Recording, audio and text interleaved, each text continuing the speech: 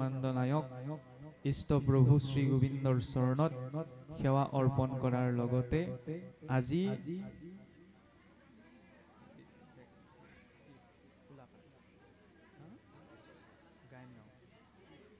খোলাপাৰা গায়ন গাঁৱৰ নিবাসী শ্ৰদ্ধাৰ শ্ৰীযুত নৱ বৰাদেৱৰ সৎ ইচ্ছাত যোৱাকালি ইতিমধ্যেই যি গুৰুগৃহ গুৰু আসন প্ৰতিষ্ঠা হৈ গৈছে সেই অনুষ্ঠানক লগত সংগতি ৰাখিয়ে সম্পূৰ্ণ এদিনীয়াকৈ যি বৈকুণ্ঠৰ কল্পতৰু শ্ৰীমদ ভাগৱত শাস্ত্ৰ পাঠ ও ব্যাখ্যা অনুষ্ঠান অনুষ্ঠিত হৈছে সেই অনুষ্ঠানক লাগি যাৰ উপস্থিতিৰ বাবে গৃহস্থৰ এই ঘৰখনো স্থূল বৈকুণ্ঠলৈ পৰিৱৰ্তিত হৈছে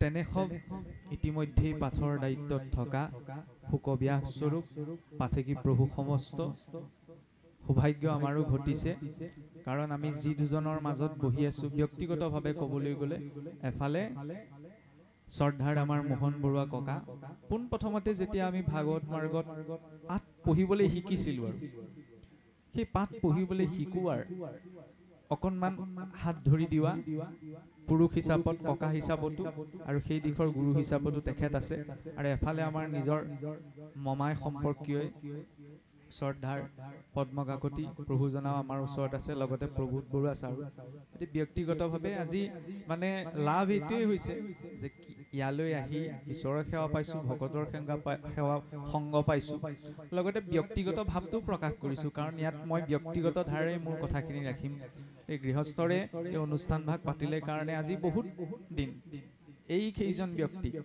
একেলগে লগ পোৱা নাছিলোঁ আজি আমাৰো সৌভাগ্য ঘটিল গতিকে ঈশ্বৰৰ চৰণত সেৱা জনোৱা হৈছে আৰু সেই ভগৱন্তৰ গুণনাম শ্ৰৱণ কীৰ্তন কৰাৰ উদ্দেশ্যেই এই স্থানত ইতিমধ্যে উপবিষ্ট হৈ থকা বিভিন্ন স্থানৰ পৰা অহা আপোনাৰ সব ভক্ত বৈষ্ণৱবৃন্দ ব্ৰজৰ গোপী সদিক আই মাতৃসকল ভগৱন্ত গোবিন্দৰে নিত্য সংগী গোপবালক স্বৰূপ যুৱবন্ধুসকল সমন্বিতে এই পৰিয়ালটিৰ সমূহ সদস্য সহিত সবাৰে অগ্ৰত আমি মান্যানুসাৰে সেৱা জনোৱা হৈছে আসলতে আজি যদিও আমি আপোনাৰ খবৰ সন্মুখত শ্ৰীমদ ব্যাখ্যাৰ বাবে আসন কিন্তু তাৰ আগমুহূৰ্তত এই কথা আমি প্ৰকাশ কৰিবই লাগিব শ্ৰীমদ ভাগৱতৰ ব্যাখ্যা কৰাৰ বাবে আমি সামৰ্থ্যৱান নহয় যেহেতু আপোনাৰ খবৰ এই অঞ্চললৈ আমি আজি খুব 2 বছৰমান আগতেও আমাৰ অতি শ্ৰদ্ধাৰ তিলক চন্দ্ৰ ফুকনদেৱৰ বাসগৃহলৈ আহিছিলোঁ তেওঁ ব্যক্তিগতভাৱেও এনেদৰে ভাগৱত পাঠ ব্যাখ্যা অনুষ্ঠানে ভাগ পাতিছিলে তাতো আপোনাৰ খবৰ সমাজৰ বহু কেইজন ভক্ত বৈষ্ণৱক লগ পোৱা গৈছিল আৰু তেওঁৰ যুগসূত্ৰৰে ৰক্ষা কৰি আজিৰ এই গৃহস্থৰ হয়তো আমাৰ চিনা পৰিচয় ঘটিল আৰু সেই পৰিচয়ক লাগি এই যে আপোনাৰ সবে ভাবিছে বা গৃহস্থই ভাবিছে মাধুৰ্য বৰা আহিব শ্ৰীমদ ভাগৱতৰ ব্যাখ্যা কৰিব কিন্তু আসলতে আমাৰ কথাখিনি ব্যাখ্যা আমি বুলিব নোৱাৰো এই কাৰণে ইয়াত বহি থকা আমি সকলোৱে জানো যে আমাৰ সনাতন হিন্দু ধৰ্মৰ মূল গ্ৰন্থ হৈছে বেদ বেদ বুলি ক'লে এতিয়া কৰ্মকাণ্ডৰ পুথি চাৰিখনেই নহয় ঋগ যজু সাম অথৰ্ব এই 4 সংহিতা এই সংহিতাৰ অন্তৰ্গত ব্ৰাহ্মণ গ্ৰন্থসমূহ তাৰ অন্তৰ্গত আৰণ্য গ্ৰন্থসমূহ আৰু ইয়াৰ শেষ ভাগত আহিছে বেদান্ত অৰ্থাৎ উপনিষদসমূহ বেদান্ত য'ত বেদৰ জ্ঞান শেষ হৈছে এই সমস্ত জ্ঞানক সহজ ভাৱত বিভিন্ন কাহিনীৰ মাধ্যমেদি বুজাবলৈ কৃষ্ণ দ্বৈপায়ন বেদব্যাসে কি কৰিছিল 18খন পুৰাণ 18খন উপপুৰাণ আৰু 2খন ইতিহাস ৰচনা কৰিছিল এভাবে কোৱা হয় ইতিহাস পুৰাণাভ্যাম বেদু সমুপবৃহৈ সেই ইতিহাস হৈছে ৰামায়ণ আৰু মহাভাৰত কিন্তু আমি নিজৰ জীৱনত ইমান এটা বহল বিস্তাৰিত জ্ঞানক কোনেও চৰ্চা কৰি শেষ কৰিব নোৱাৰো সেইভাবে ঋষিমুনিসকলে এই সমস্ত বৈদিক জ্ঞানক মন্থন কৰি পেলাই 18খন পুৰাণৰ ভিতৰত শ্ৰেষ্ঠ পুৰাণ য'ত পুৰাণত প্ৰয়োজনীয় 10টি লক্ষণ বিদিত হৈছে সেই মহাভাগৱত আমাৰ বাবে দিয়া হ'ল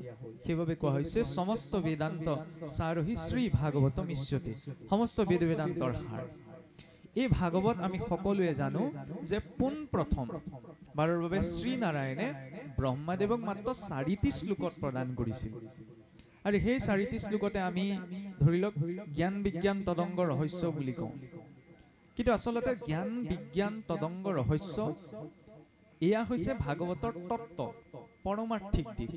এই পৰমাৰ্থিক কথাখিনি গুৰুৰ ওচৰত ভক্তসকলৰ আশ্ৰয় লাভ নকৰালৈকে সহজে সাধাৰণ ব্যক্তি এজনে পাব বা বুজিব নোৱাৰে। কিন্তু ভাগৱতৰ যিটো মূল উপদেশ, যি উপদেশ পোনপ্ৰথম নাৰায়ণে ব্ৰহ্মাদেৱক দিছিল, তাৰ আঁৰতেই লুকাই আছে যে ভাগৱতে ক'ব বিচাৰিছে কি আমাক। কাৰণ সৃষ্টিৰ প্ৰথম জীৱৰূপত ব্ৰহ্মাদেৱ আছে। ব্ৰহ্মাদেৱ হৈছে নাৰায়ণৰ সৃষ্টিৰ প্ৰথম জীৱ। যেতিয়া নাৰায়ণে প্ৰথম ব্ৰহ্মাদেৱক উৎপত্তি কৰিছে, প্ৰকট কৰিছে, ইয়াৰ পিছত ব্ৰহ্মাদেৱক যেতিয়া কৈছে যে তুমি সৃষ্টি নিৰ্মাণ কৰা, আৰু ইয়াৰ পিছত ব্ৰহ্মাদেৱে যেতিয়া সৃষ্টি নিৰ্মাণ কৰিছে, পোনপ্ৰথমতে ব্ৰহ্মাদেৱে কিন্তু পঞ্চপৰ বা অবিদ্যা সৃষ্টি কৰিছে। তম মোহ তামিশ্ৰ মহামোহ অন্ধতামিশ্ৰ। তেতিয়া ব্ৰহ্মাদেৱ অলপ চিন্তিত হৈছে, ঈশ্বৰে মোক সৃষ্টি কৰিবলৈ ক'লে, কিন্তু মইচোন অবিদ্যাহে সৃষ্টি কৰিলো, ভাল কিবা এটা সৃষ্টি কৰিব লাগিছিল। সেইখিনিতে এটা কথা দেখুওৱা হৈছে, ব্ৰহ্মাদেৱৰ জ্ঞান আছিল, ব্ৰহ্মাদেৱৰ প্ৰতিভা আছিল, ব্ৰহ্মাদেৱৰ মৰ্যাদা আছিল, ব্ৰহ্মাদেৱৰ শক্তি আছিল। কিন্তু এই সকলো বস্তু থকাৰ পাছতো তেতিয়ালৈকে তেওঁ ঈশ্বৰৰ মাৰ্গদৰ্শনটো গ্ৰহণ কৰা নাই। সেইবাবে তেওঁ পোনপ্ৰথম অবিদ্যাহে সৃষ্টি কৰিছে। আমাৰ মানুহৰ জীৱনতো আমাৰ জ্ঞান থাকিব পাৰে, আমাৰ প্ৰতিভা থাকিব পাৰে, আমাৰ মৰ্যাদা থাকিব পাৰে, আমাৰ শক্তি থাকিব পাৰে, কিন্তু এই সকলোখিনি বিষয়ে যেতিয়ালৈকে ঈশ্বৰত আশ্ৰিত হৈ ঈশ্বৰৰ মাৰ্গদৰ্শনটো গ্ৰহণ নকৰে, তেতিয়া কিন্তু সেই জ্ঞান প্ৰতিভা শক্তি সামৰ্থ্যই আমাক ভাল ফল এটা দিব নোৱাৰে। কাৰণ শক্তি সামৰ্থ্যৰ ক্ষেত্ৰত চাবলৈ গ'লেচোন অসুৰবিলাকো বহুত শক্তি সামৰ্থ্যৱান আছিল, কিন্তু তেওঁলোকে জানো জীৱনত ভাল ফল দিছিল? সেই জ্ঞান শক্তি মৰ্যাদা নাই দিয়া, কাৰণ ঈশ্বৰৰ মাৰ্গদৰ্শন গ্ৰহণ কৰা নাই। ইয়াৰ পিছত যেতিয়া ব্ৰহ্মাদেৱে তপ বাণীটো শ্ৰৱণ কৰিছে, তেতিয়া বহু কাল বছৰ বোলে নাৰায়ণক তপ কৰিছে, অৰ্থাৎ ধ্যান কৰিছে। ইয়াৰ পিছত যেতিয়া নাৰায়ণ ব্ৰহ্মাদেৱৰ ওচৰত উপস্থিত হৈছেহি, তেতিয়া ব্ৰহ্মাক দিয়া প্ৰথমটি উপদেশেই হৈছে কি, যে অহমেৱাসমেৱাগ্ৰে নান্যদ্যৎসদসৎপৰম পশ্চাদহং য়দেতস্য য়ো বশিষ্যেত সোऽস্ম্যহম। অৰ্থাৎ হে ব্ৰহ্মা, তুমি এই কথা সদায় মনত ৰাখিবা, অহমেৱাসমেৱাগ্ৰে। অহম মানে হৈছে মই, সৃষ্টিৰ আদিটো কিন্তু ময়েই আছো, সৃষ্টিৰ মধ্যটো ময়েই আছো। তোমাৰ এই সৃষ্টি যেতিয়া নাথাকিব তেতিয়াও কিন্তু ময়েই বৰ্তি থাকিম। গতিকে তুমি সকলো কৰ্ম মোক অৰ্পণা কৰি কৰিবা, তেতিয়া তুমি মোহগ্ৰস্ত নোহোৱা। বাক্যটো শুনিবলৈ একেবাৰে সহজ, ইয়াত কোনো তাত্ত্বিক কথা নথকা যেন লাগে, কিন্তু জীৱনৰ মূল সাৰ বস্তু সেই উপদেশটোতে সোমাই আছে। আমি জীৱনত ভাল কাম কৰোঁ, বেয়া কাম কৰিব নালাগে বুলি আমি সকলোৱে জানো। ভাল কাম কৰিব লাগে এই কথা আমি জ্যেষ্ঠসকলে আমাক উপদেশ দিয়ে বা আমি জানো, কিন্তু ভাল কাম কৰাটোৱে ভাগৱত মাৰ্গত জৰুৰী নহয়। সেই ভাল কৰ্মটো, শুভ কৰ্মটো ঈশ্বৰক অৰ্পণা কৰিব লাগিব, তেতিয়া সেই কৰ্মই পৰিপূৰ্ণতম ৰূপ পাব।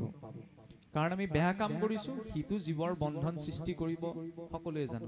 ভাল কাম কৰিলেও কিন্তু বন্ধন সৃষ্টি হয়, পুণ্য কৰিলেও বন্ধন সৃষ্টি হয়। কেনেকৈ? কৰ্মটো এটা ফল আছে, ফল ভুগিবলৈ আমি এই সংসাৰতে আহিব লাগিব। মহাৰাজ নহুষ ইমান পুণ্যশালী ব্যক্তি আছিল যে নিজৰ পুণ্যৰ বলত গৈ ইন্দ্ৰৰ আসনতো বহিছিলগৈ। ইন্দ্ৰ পদবীৰ নামহে, কিন্তু সেই ইন্দ্ৰৰ আসনত বহাৰ পাছতো তেওঁৰ যেতিয়া পুণ্য ক্ষয় হ'ল, অজগৰ হৈ নামি আহিব লগা হ'ল। আমি নাটখন শুনিছো চাগে, নহুকৰ অজগৰ প্ৰাপ্তি বিলাক এনেকা ভাওনা এভাগ আছে। মহাৰাজ জয়ন্তও গৈ ইন্দ্ৰৰ আসনত বহিছিলগৈ, কাউৰী হৈ নামি আহিব লগা হ'ল। তাৰ পৰা কি দেখুৱাইছে যে আমি পুণ্য কৰ্ম কৰিছো, এইটো জৰুৰী নহয়, এই কৰ্মটো ঈশ্বৰৰ অৰ্পণা হৈছে নে নাই। কৰ্ম কৰাৰ ভাগৱতৰ এটা সূত্ৰ আছে, সূত্ৰটো কি, যে যত কৰ্ম সবে বন্ধ সাংখ্যবাদী কহে, যদি চৰত অৰ্পে তেবে বন্ধনো হে। ঈশ্বৰক অৰ্পণা কৰি যদি যি কৰ্ম কৰা হয়, সি জীৱৰ বন্ধন সৃষ্টি কৰিব নে। ব্ৰহ্মাক দিয়া নাৰায়ণৰ প্ৰথমটো উপদেশ। এই চতুশ্লোকী ভাগৱতকে যেতিয়া নাৰদদেৱক ব্ৰহ্মাদেৱে প্ৰদান কৰিছিল, তেতিয়া ক'লে বোলে তুমি তত বিপুলী কুৰু, তুমি ইয়াক অৰ্থাৎ বিপুল অৰ্থাৎ আৰু বহল কৰি দিয়া। বিস্তাৰ কৰি দিয়া। কাৰণ 4টি শ্লোকতে আমি সকলো কথা বুজিব নোৱাৰো। আৰু তেতিয়া নাৰদদেৱে আনি ব্যাসদেৱে শুকদেৱক দিওঁতে শুকদেৱে ভাগৱতৰ সম্পূৰ্ণ ৰূপটো দি দিলে। 12টি স্কন্ধ, 335টি অধ্যায়।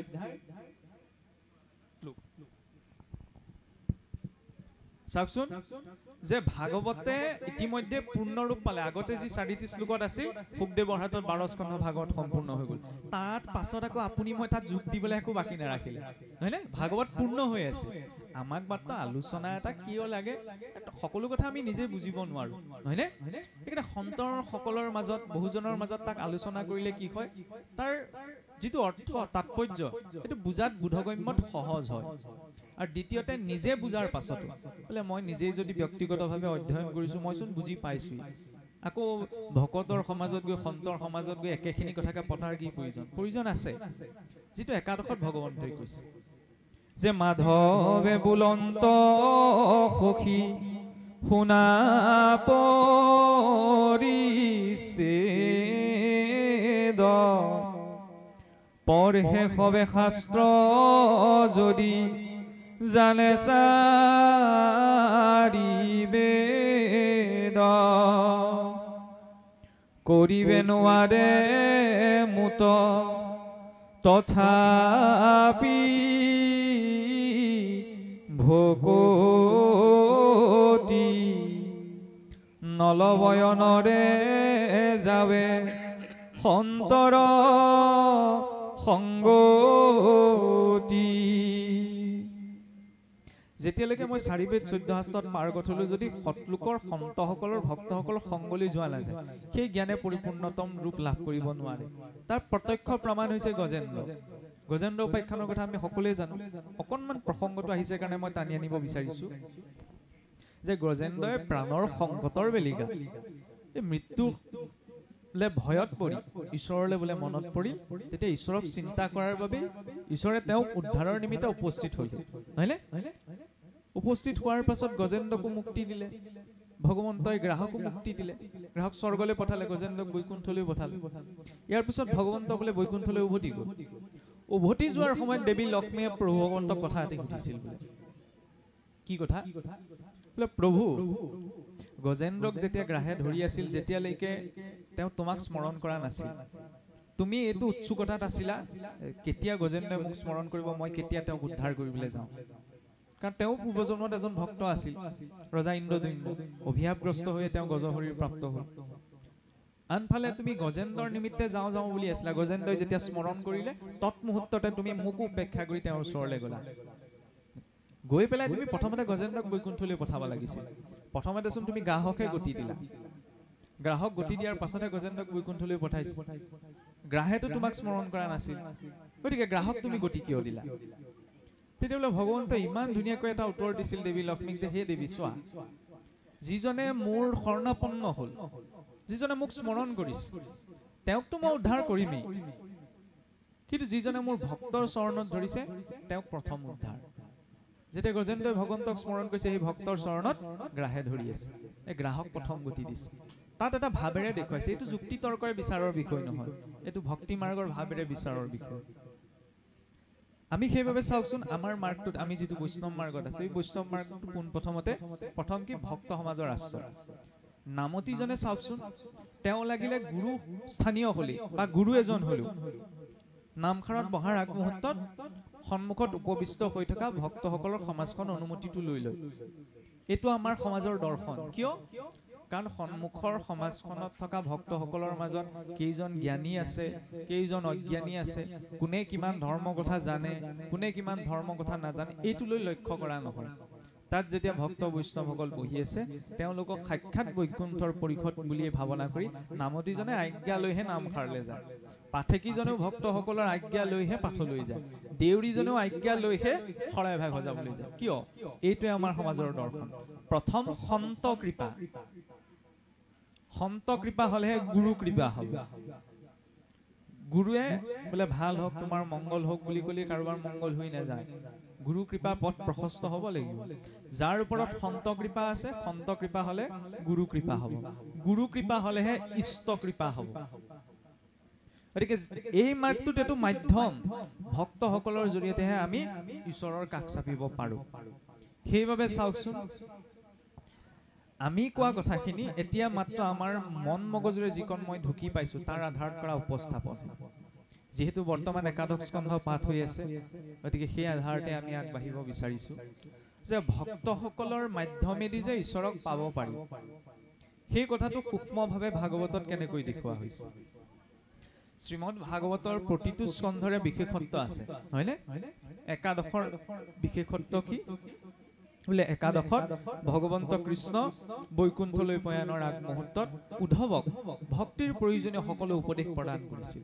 কিন্তু তাৰ আগত এটি প্ৰসংগ আহে নিমিনম সিদ্ধ সংবাদৰ। আৰু আজি চাওকচোন কালি দিনটোৰ বিশেষত্ব আমি জানো যে বুদ্ধ পূৰ্ণিমা আছিল, নহয়নে? বুদ্ধ পূৰ্ণিমাৰ দিনা কি হৈছিল? বুদ্ধদেৱে বোলে মুক্তি পাইছিল, নহয়নে? বা সেইদিনা তেওঁৰ ইহলীলা সম্বৰণ হৈছিল, সেইকাৰণে সেই দিনটোক বুদ্ধ পূৰ্ণিমা বুলি আমি পালন কৰোঁ। আজিৰ দিনটোৰ বিশেষত্বটো কি? বুদ্ধ পূৰ্ণিমাতকৈ আজিৰ দিনটো বিশেষত্ব আছে। কিন্তু আমাৰ কি হয় আচলতে কোনোবাখিনিত আমাৰ নিজৰ সমাজ সংস্কৃতিৰ দিশবিলাক ইমান আমি চোৱা নহয়। আমি ধৰি লওক বৰদিন কেতিয়া পাতে, নহয়নে? ঈদ কেতিয়া পাতে, বেলেগ কিবা এটা, এইখিনি বিষয়ে আমি বেছিকে জানো। কিন্তু আমাৰ নিজৰ সমাজ সংস্কৃতি কিছুমান সূক্ষ্ম দিশ আছে যিবিলাক আমাৰ দৃষ্টিগোচৰ নিদিয়াকৈ থাকি যায়। আজিৰ দিনটোৰ বিশেষত্ব কি? আজি হৈছে নাৰদ জয়ন্তী। আজি নাৰদদেৱৰ পোনপ্ৰথম সৃষ্টিত প্ৰকট হৈছিল নাৰদদেৱ বুলি ক'লে বহুতখিনিত ভুল বুজাবুজি আজিও আছে। কিছুসকলে কি কয় টুটুকীয়া নাৰদ বুলি কয়। এইটো বৰ ডাঙৰ অপৰাধ। ব্ৰহ্ম হত্যা কৰাতকৈ এজন শুদ্ধ ভক্তক কৰা অপমানটো আটাইতকৈ ডাঙৰ অপৰাধ বুলি শাস্ত্ৰত কোৱা হৈছে। নাৰদদেৱ এজন শুদ্ধ ভক্ত, কিন্তু এটা কথা ঠিক যে কিছু স্থানত ভুলকৈ উপস্থাপন হয়। সেইবাবে আমাৰ গ্ৰাম্য সমাজত কেতিয়াবা কাৰোবাক কোৱা শুনিবলৈ পোৱা যায়, আমুকৰ কথা যদি আমুকে আমুকক কৈছেগে তেতিয়া কয় এইটো নাৰদটো বুলি। ইমান এজন শুদ্ধ ভক্তক ইমান এজন নিজ ব্যক্তিৰ সৈতে আমি তুলনা দি দিওঁ কেতিয়াবা। এইটো বহুত ডাঙৰ বেয়া কথা। নাৰদদেৱৰ কৃপা অবিহনে ভক্তি মাৰ্গত আগবাঢ়িব পৰাই নাযায়। বৈষ্ণৱ মাৰ্গৰ সকলো উপদেশ নাৰদদেৱৰ পৰাই আৰম্ভ হৈছে, তাৰ পাছতহে বেদব্যাসে প্ৰাপ্ত কৰিছে। আৰু সেই নাৰদদেৱী দিয়া জ্ঞানৰ আধাৰতে বসুদেৱে ভগৱান কৃষ্ণক ভগৱান ৰূপত পাইছিল।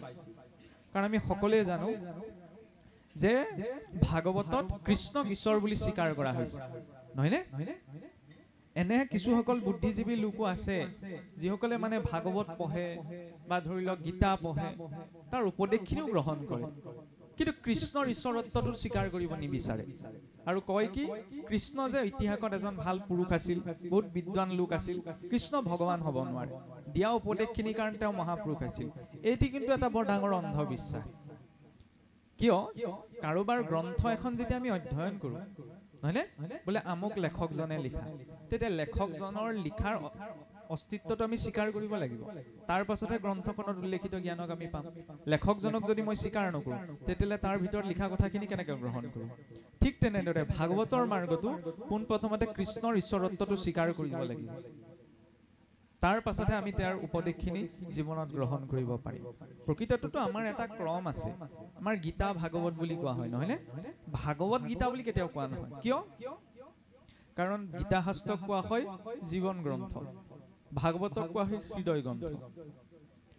ভাগৱতৰ কথাখিনি বুজিবলৈ হ'লে গীতাত উল্লেখিত জীৱ কি, পৰমাত্মা কি, প্ৰকৃতি কি, মায়া কি, কৰ্ম কি, এই পাঁচোটা বিষয় গীতাত যি বিস্তৃত ৰূপত আলোচনা কৰা হৈছে, এই পাঁচোটা বস্তুৰ প্ৰতি সম্যক ধাৰণা এটা লাগে। তাৰ পাছতহে ভাগৱতৰ কথাখিনি বুজিবলৈ সুবিধা হয়। সেইবাবে পূৰ্বৰে পৰা আমাৰ মহাপুৰুষসকলে গুৰুসকলে উপদেশ দিছে যে প্ৰথম গীতা অধ্যয়ন কৰা, তাৰ পাছতহে ভাগৱত। তেতিয়া মানে কথাখিনি বুজি যোৱাত সুবিধা হয়। এতিয়া চাওকচোন ভগৱান কৃষ্ণ ক'ত থাকে? কৃষ্ণস্তু ভগৱানৰ স্বয়ং বুলি কৈছে, নহয় নে? ভগৱান বুলি কৃষ্ণক কিয় কোৱা হৈছে? ঐশ্বৰ্যা সমগ্ৰস্য বীৰস্য য়স্য সেৱা জ্ঞান বৈৰাগ্য যাচৈব সন্নম ভগ ইতিংগন। ভগৱান বুলি কাক কোৱা হৈছে?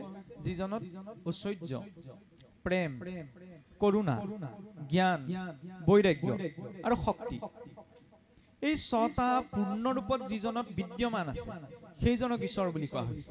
শক্তি বুলি ক'লেও ভগৱন্তৰ তিনি প্ৰকাৰৰ শক্তি আছে। এটা হৈছে তটস্থ শক্তি, এটা হৈছে বহিৰংগা শক্তি, এটা হৈছে অন্তৰংগা শক্তি। তটস্থ শক্তি হৈছে জীৱসকল আপোনাৰ মোৰ শৰীৰত হৈ থকা জীৱই হৈছে ভগৱন্তৰ তটস্থ শক্তি। অন্তৰংগা শক্তি হৈছে ৰাধা বা লক্ষ্মী, বহিৰংগা শক্তি হৈছে মায়া। এই 6টি ঐশ্বৰ্য যিজনত পূৰ্ণ ৰূপত বিদ্যমান আছে সেইজনক ভগৱান বুলি স্বীকাৰ কৰা হৈছে। কিন্তু কৃষ্ণৰ কথা বোলে পুৰাণৰ যুগতহে আহিছে, বেদততো কৃষ্ণৰ কথা নাই বোলে, উপনিষদত কৃষ্ণৰ কথা নাই। পোনপ্ৰথমতে কৃষ্ণ শব্দটো অহা নাই।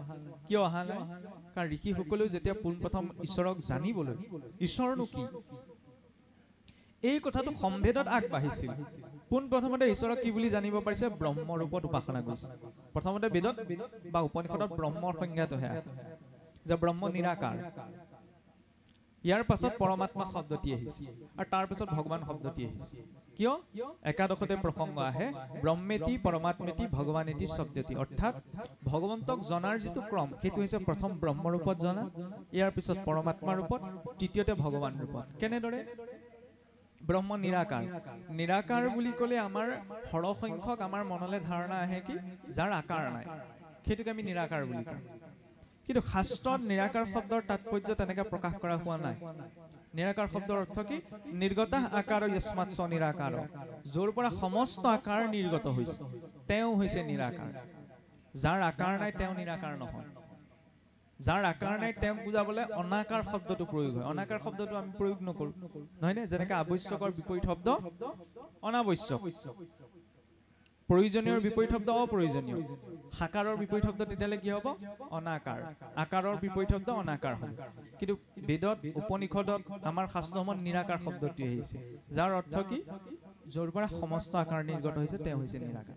ঋষিসকলে যেতিয়া ঈশ্বৰক উপাসনা কৰিছে পোনপ্ৰথম ব্ৰহ্মৰ ৰূপত জানিছে, বোলে ব্ৰহ্ম নিৰাকাৰ, ব্ৰহ্মৰ কোনো আকাৰ নাই, এনেকৈও বুজিছিল। কিয় আকাৰ নাই? প্ৰাথমিক স্তৰত থকা ছাত্ৰ এজনে যেতিয়া সূৰ্যটোলৈ চায়, সূৰ্যৰ ৰশ্মিবিলাক দেখি কি বুলি ভবা হয়? যে সূৰ্য নিৰাকাৰ, সূৰ্যৰ কোনো আকাৰ নাই, আমি ৰশ্মিপুঞ্জহে দেখিছোঁ। ঋষিসকলে প্ৰথমতে কি বুলি ভাবিলে? যে ব্ৰহ্মজ্যোতি, ব্ৰহ্মক জ্যোতিৰ লগত তুলনা কৰিলে। গতিকে প্ৰথম ব্ৰহ্মৰূপত জ্ঞান। কিন্তু যেতিয়া লাহেকৈ প্ৰথম শ্ৰেণী, দ্বিতীয় শ্ৰেণী পাছ কৰি তৃতীয় চতুৰ্থমান পায়গৈ, তেতিয়া সেই ৰশ্মিবিলাকৰ উৎস সূৰ্যটোৰ বিষয়ে ল'ৰা ছোৱালীয়ে পঢ়িবলৈ পায়। পৰমাত্মা ৰূপত জনা মানে ব্ৰহ্মজ্যোতি য'ৰ পৰা প্ৰকট হৈছে তাৰ এটা উৎস আছে, নহয়নে? সেই উৎসটোক পৰমাত্মা ৰূপত জনা হয়। সেই পৰমাত্মাই বোলে সকলো জীৱৰ অন্তঃকৰণত আছে। প্ৰত্যেকটো যত জীৱ জংগম কীট পতংগম অগ নগ জগতেৰি কায়া, ঈশ্বৰৰ সমস্ত সৃষ্টিতে যাতে অংশ ৰূপত বিদ্যমান হৈছে। ইয়াৰ পাছত বোলে ভগৱান ৰূপত জানা। যেতিয়া ক্লাছ 10 মানত আমি পাওঁগৈ তেতিয়া সূৰ্যৰ বাহিৰটোৰ বিষয়ে অধ্যয়ন কৰিবলৈ পাওঁ, সূৰ্যৰ ভিতৰটোৰ বিষয়ে অধ্যয়ন কৰিবলৈ পাওঁ। সেইকাৰণে শেষত আহিছে ভাগৱত কি PhD লেভেলৰ গ্ৰন্থ, য'ত ভগৱন্তৰ পূৰ্ণ বৰ্ণনা আহিছে। সেই ভগৱান কৃষ্ণ ক'ত থাকে? বোলে বৈকুণ্ঠত। বৈকুণ্ঠ ক'ত আছে? আপুনি মই এতিয়া চাওকচোন, সেইটো সংস্কৃতিৰ লোক, যিটো সংস্কৃতিত 14খন ব্ৰহ্মাণ্ডৰ বাহিৰৰ এখন ব্ৰহ্মাণ্ডৰ আৰ্হি আপুনি মই নিজৰ ঘৰখনত, নিজৰ গাঁৱৰ নামঘৰখনত প্ৰতিষ্ঠা কৰি ৰাখিছো। 14খন ব্ৰহ্মাণ্ডৰ বাহিৰৰ এটা আৰ্হি। কেনেকে? আপুনি মই আছো পৃথিৱীত, পৃথিৱী আমি থকা গ্ৰহটোৰ নাম। পৃথিৱীকে ধৰি 9টি গ্ৰহেৰে আমাৰ নিজৰ সৌৰজগতখন গঠিত। মহাকাশত এখনেইটো সৌৰজগত নাই। এইখিনি মই কোৱা কথা নহয়, ভাগৱতৰ 3য় স্কন্ধই কোৱা কথা। ধাৰাটো আনিবলৈ মই অকণমান আগৰ পৰা আহিছো। এখনেই সৌৰজগত নাই, এনেকুৱা হাজাৰ হাজাৰ সৌৰজগত মহাকাশত আছে। আৰু এই হাজাৰ হাজাৰ সৌৰজগতবিলাক লগ লাগি আমাৰ হাতীপতি নামৰ বোলে তাৰকা ৰাজ্যখন গঠন হৈছে। আৰু এনেকুৱা অজস্ৰ তাৰকা ৰাজ্য লগ লাগি আমাৰ ভূলোক নামৰ ব্ৰহ্মাণ্ডখন গঠিত হৈছে। ভূলোক মানে কেৱল পৃথিৱীয়েই নহয় নহয়, এই সমগ্ৰ ব্ৰহ্মাণ্ডখন।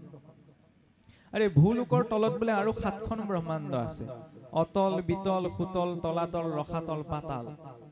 ভূলোকৰ ঊৰ্ধ্বত আৰু 6খন আছে, ভূলোক সুৰলোক মহলোক জনলোক তপলোক সত্যলোক। হাতে হাতে মিলি 14খন ভুৱন, 14খন ব্ৰহ্মাণ্ড বোলে সজ্জিত হৈ আছে। বিজ্ঞানত এইটো পেৰেলেল ইউনিভাৰ্ছৰ কনচেপ্ট বুলি সিদিনাহে আহিছে, ভাগৱতত 1000 বছৰ আগৰ পৰা আছে। আৰু এই 14খন ভুৱনক যিটো মায়াৰ আৱৰণে আৱৰি ৰাখিছে, সেই মায়াৰ আৱৰণটোৰ অধিষ্ঠাত্ৰী হৈছে দেৱী দুৰ্গা। দুৰ্গা শব্দটো আহিছে সেইকাৰণে ক'ৰ পৰা? দুৰ্গৰ পৰা। আগতে যেনেকৈ ৰজা মহাৰজাসকলে নিজৰ ৰাজ্যখন সুৰক্ষাৰ নিমিত্তে গড় নিৰ্মাণ কৰে, দুৰ্গ, দুৰ্গাৰ পৰা আহিছে দুৰ্গা। সেইবাবে মহাপুৰুষ মাধৱদেৱেও ঘোষাত লিখিছে যে ব্ৰহ্মা আদি কৰি জীৱ যত ৰাম ৰাম ৰাম ৰাম ৰাম মায়া সজ্জা মাজে আশ্ৰয় ঘুমতি যায়। এলাপেচা জীৱৰ পৰা ধৰা নাই। সত্য লোকত বহি থকা ব্ৰহ্মাৰ পৰা পাতালৰ নাগ গণলৈকে সকলো জীৱ মায়াৰ সংসাৰতে আছে।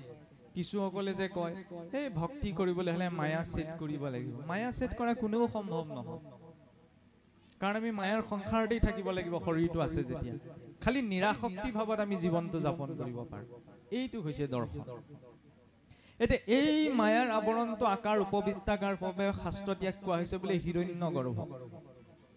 এনে অনন্ত কোটি হিৰণ্যগৰ্ভ গৰ্ভোদক্ষা বিষ্ণুৱে নিজৰ শৰীৰত ধাৰণ কৰি ৰাখিছে। তাৰ ঊৰ্ধত আছে বোলে বৈকুণ্ঠ। এইখন ভৌতিক জগত, এটা সময়ত সৃষ্টি হৈছে, এটা সময়ত নষ্ট হৈ যাব। কিন্তু বৈকুণ্ঠৰ ওপৰত কোনো স্থান কালৰ প্ৰভাৱ নাই। ন তদ ভাসয়তে সূৰ্যঃ ন শশাঙ্ক ন পাবকঃ ইয়দগত্ত ন নিবৰ্তন্তে তদ্ধামং পৰমং মম। যি স্থানত চন্দ্ৰ সূৰ্যৰ ৰশ্মি দিয়াৰ কোনো প্ৰয়োজন নাই, ঈশ্বৰৰ ব্ৰহ্মজ্যোতিৰে যি স্থান প্ৰকাশমান, যি স্থানলৈ জীৱ এবাৰ গলে আকৌ এই সংসাৰলৈ আহিব নালাগে, সেইখন হৈছে বৈকুণ্ঠ। আৰু সেই বৈকুণ্ঠৰে 7টি ভাগৰ আৰ্হিত মহাপুৰুষে আপোনাৰ মোৰ গাঁৱত থকা সিংহাসন ভাগ, ঘৰত স্থাপন কৰা আসন ভাগ দিলে। মহাকাশ বিজ্ঞানো ইমান ঢুকি পোৱাগে নাই যে 14খন ব্ৰহ্মাণ্ডৰ বাহিৰতো যে এনেকুৱা এখন ব্ৰহ্মাণ্ড থাকিব পাৰে। কল্পনা বুলিও যদি আমি কওঁ, ইমান উচ্চস্তৰীয় কল্পনা আজিলৈকে বিশ্বৰ কোনটো সংস্কৃতিৰ ভিতৰত হৈছে? নাই হোৱা। সেইটো একমাত্ৰ আপোনাৰ মোৰ সংস্কৃতিটো। গুৰুজনাই সেই আৰ্হি আপোনাৰ মোৰ সন্মুখত ৰাখি থৈ গ'ল। গুৰু আসন বুলিলে কেৱল গহীন গম্ভীৰ কিবা এটা ৰূপেই নহয়। কিয় ৰাখিলে? চাই থাকিলে কি লাভ হ'ব? যাতে দেখি পেলাই আধ্যাত্মিক দৰ্শনে কৈছে জীৱৰ নিজৰ ঘৰখনৰ কথালৈ মনত পৰে। জীৱ মানে কি? আমি হৈছো সেই জুইকুৰাৰ পৰা উপৰিহা ফিৰিঙতি কেইটা। মূল উৎস হৈছে কৃষ্ণ, যাক আমি পৰমাত্মা বুলিছো। সেইকাৰণে পৰমাত্মাৰ কিছু গুণ জীৱাত্মাৰ ভিতৰতো আছে। কেনেকে আছে? পৰমাত্মাৰ কি বুলি কোৱা হৈছে? সচ্চিদানন্দ স্বৰূপ বুলি কোৱা হৈছে, পূৰ্ণ আনন্দ। আমি জীৱনত যে কামবিলাক কৰিছো, মূল উদ্দেশ্য কি বাৰু? আনন্দ অনুভৱ কৰাই নহয় জানো? বোলে নহয়, টকা পইচাহে লাগে। টকা পইচা আমি কিয় অৰ্জন কৰো? প্ৰয়োজনীয় বস্তুখিনি গোটাই ল'বলৈ। প্ৰয়োজনীয় বস্তুখিনি কিয় গোটাও? তাক ভোগ কৰিবলৈ। ভোগ কৰি কি ভাবো? তাৰ পৰা সুখ বা আনন্দ পাম বুলি। আল্টিমেট গ'লটো আনন্দ পোৱাই নহয় জানো? কাৰণ এই জীৱই ইয়াত এতিয়া 2 প্ৰকাৰ আনন্দ আছে, এটা ভৌতিক, এটা আধ্যাত্মিক। ভৌতিক আনন্দ প্ৰথমতে পাওঁতে সকলো পোৱা নিচিনা লাগে, লাহে লাহে পৰিমাণটো কমি যায়। কাৰোবাৰ ঘৰত সন্তান এটি জন্ম হৈছে, জন্ম হোৱা দিনাৰ আনন্দ 6 মাহ বছৰলৈ একেই নাথাকে, হয়নে? কোনোবাই যদি চাকৰি এটাও পাইছে, পোৱা দিনাৰ যিটো আনন্দ 6 মাহ বছৰলৈ কিন্তু একেই নাথাকে। কিন্তু একে ভাগৱতকে আমি শুনি আছো, একে ঘোষাকে আমি গাই আছো। কাৰোবাৰ মুখত শুনিছেনে একে সোপাকে গাই গাই আমনি লাগিছে নতুন শাস্ত্ৰ এখন ওলোৱাহেঁতেন? যিমানে ভাৱপূৰ্ণভাৱে তেওঁ ঈশ্বৰৰ নাম লয়, সিমানে মনত আনন্দ বৃদ্ধি পায়। প্ৰয়োজন মাত্ৰ সেই নামৰ সৈতে ভাৱটো যুক্ত হোৱাৰ। বিনা ভাৱত ঈশ্বৰক পাব নোৱাৰি। ভাৱগ্ৰাহী জনাৰ্দন। ভাৱেৰে দিছিল বাবে বিদুৰৰ পত্নী দিয়া কলৰ বাকলিটোও খাইছিল। ভাৱ নাছিল বাবে দুৰ্যোধনৰ ৰাজকাৰেঙো পৰিত্যাগ কৰি দিছিল।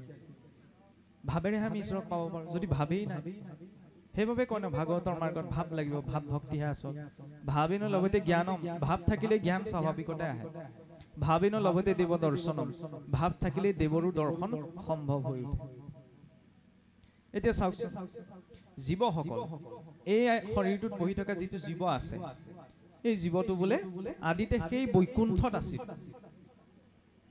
বৈকুণ্ঠত থাকোতে জীৱসকলে ঈশ্বৰৰ ওচৰত বোলে ইচ্ছা প্ৰকাশ কৰিলে যে প্ৰভু, তুমি যিদৰে বিভিন্ন লীলা উপভোগ কৰি আছা বৈকুণ্ঠত, আমাকো উপভোগৰ সুবিধা অকণমান দিয়া।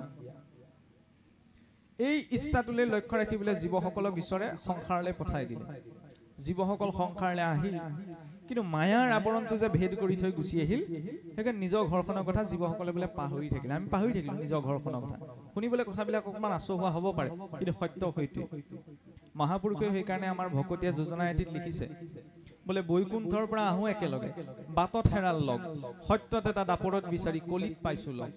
কিয় কৈছে? বৈকুণ্ঠৰ পৰা জীৱসকল আহোঁতে একেলগে আহিছিল। ইয়াত ঢেৰ কিবা কিবি দেখিলে নিজৰ ঘৰখনৰ কথা পাহৰি থাকিলে।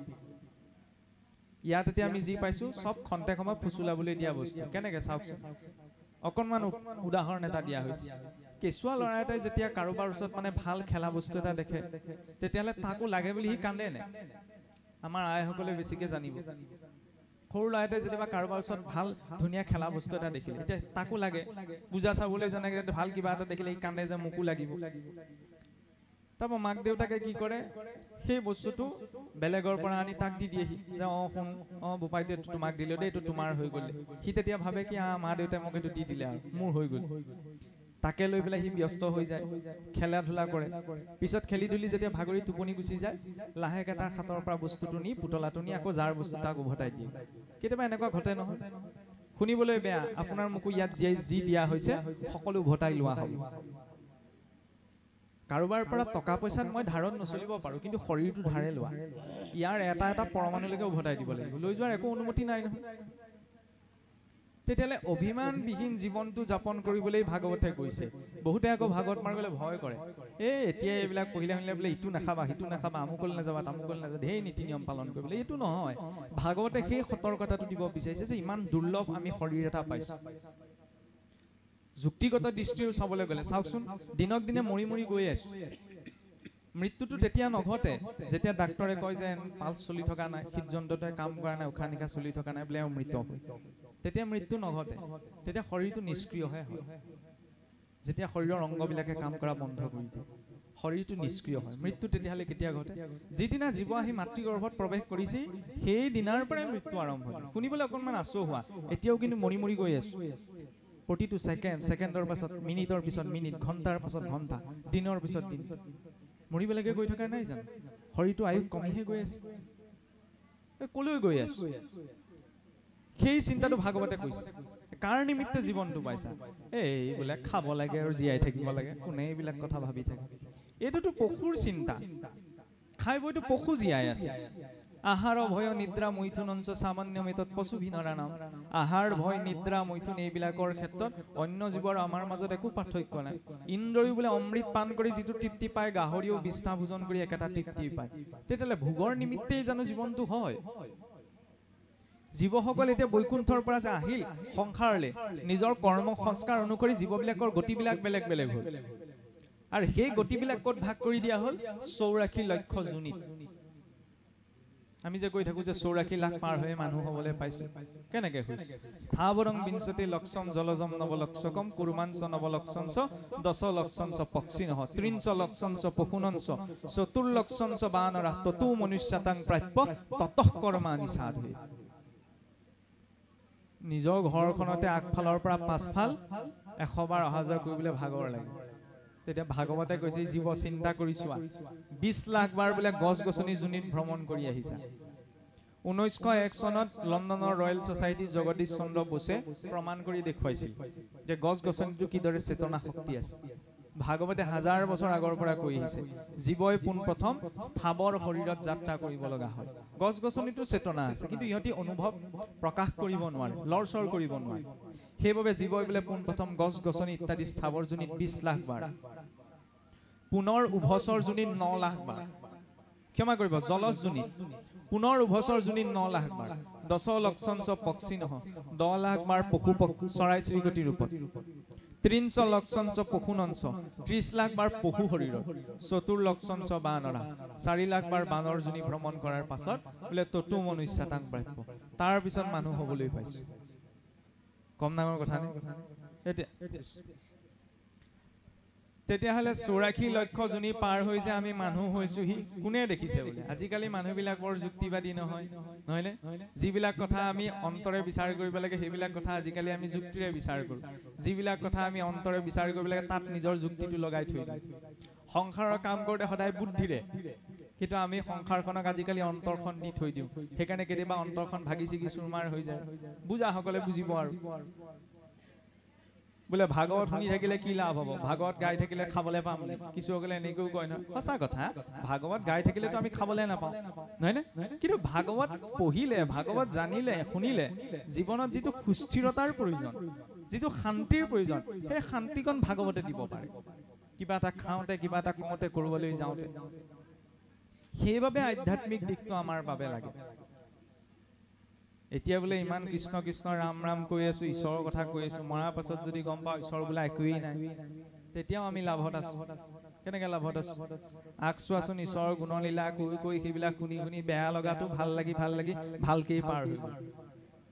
কিন্তু এতিয়া নাই বুলি ভাবি আছো, পিছত যদি গম পাওঁ কিবা এটা আছে ঈশ্বৰ বোলা, মৰাৰ পাছত গতিটো তেতিয়াহ'লে কি হ'ব? সেইকাৰণে সৰলতাৰ কিছু কথা এই দিশটোত মানি লোৱাটো প্ৰয়োজন। ভাগৱতৰ আৰম্ভণি শ্লোকতে এইটো কথা কোৱা হৈছে। এই মাৰ্গটো কাৰ বাবে? নিৰ্মং শৰণাং শ্ৰতাং, যাৰ হৃদয়ত নিৰ্মলতা আছে তেওঁৰ বাবে সেইটো মাৰ্গ। বি খালে যে মানুহ মৰে, এইটো ইয়াত বহি থকা আমি কোনেও অনুভৱ কৰা নাই, কোনেওতো নাই দেখা। বি খালে যে মানুহ মৰে কোনোবাই দেখিছে জানো? ক'ব পাৰো জানো? কোনেওতো নাই দেখা, কোনো অনুভৱো কৰা নাই। তেতিয়াহ'লে কেনেকে কওঁ বি খালে যে মানুহজন মৰে? নিজৰ অনুভৱ নাই, নিজে দেখা নাই। কিয় মানি লওঁ? কাৰণ আমাক বিশেষজ্ঞ এজনে কৈছে যে এই বস্তুটো বিষাক্ত, খালে মানুহ মৰে, গতিকে নাখাবা। সেইকাৰণে আমি নোখোৱাকে আছো, বিষ বুলি চিনি পাওঁ, নহয়নে? বিশেষজ্ঞ এজনে কৈছে যেতিয়া আমি পদাৰ্থ এটাৰ বিচাৰ কৰিছো। যিসকল ঋষি মুনি মহাপুৰুষে গোটেই জীৱন উচৰ্গা কৰি এইখিনি তথ্য আমাক দি থৈ গ'ল, কিয় মানি নলম? তেওঁলোকে কি এনেই জীৱনটো যাপন কৰিছিল? নিজৰ অভিজ্ঞতাৰ পৰাহে আমাক এইখিনি তথ্য দিলে। মই দেখা নাই, আপুনি দেখা নাই, কিন্তু তাৰ অৰ্থটো এইটো নহয় যে কোনেও দেখা নাই। সেইসকলে গোটেই জীৱনৰ উচৰ্গা কৰি পেলাই এইখিনি অভিজ্ঞতা আমাক দি থৈ গৈছে। জীৱই চাওকচোন, আদিতে বৈকুণ্ঠত আছিল, ভোগৰ ইচ্ছা কৰাৰ কাৰণে সংসাৰলৈ আহিল, তাকো 84 লাখ পাৰ কৰি মানুহ হৈছে, মানুহ হ'বলৈ পাইছে।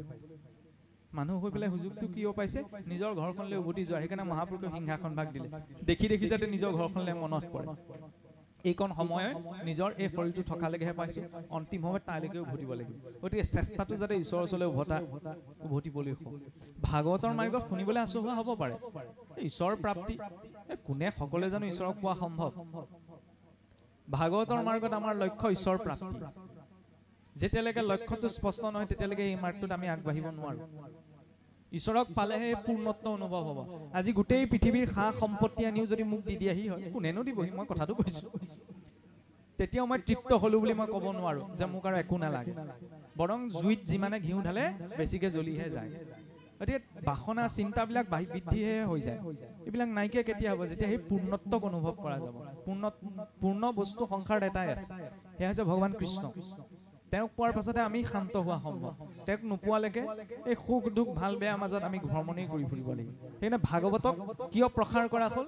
বোলে বৈকুণ্ঠৰ শাস্ত্ৰ আনি পৰম উৎসুকে সংসাৰিক কৰি কৃপা প্ৰচাৰিলা সুকে।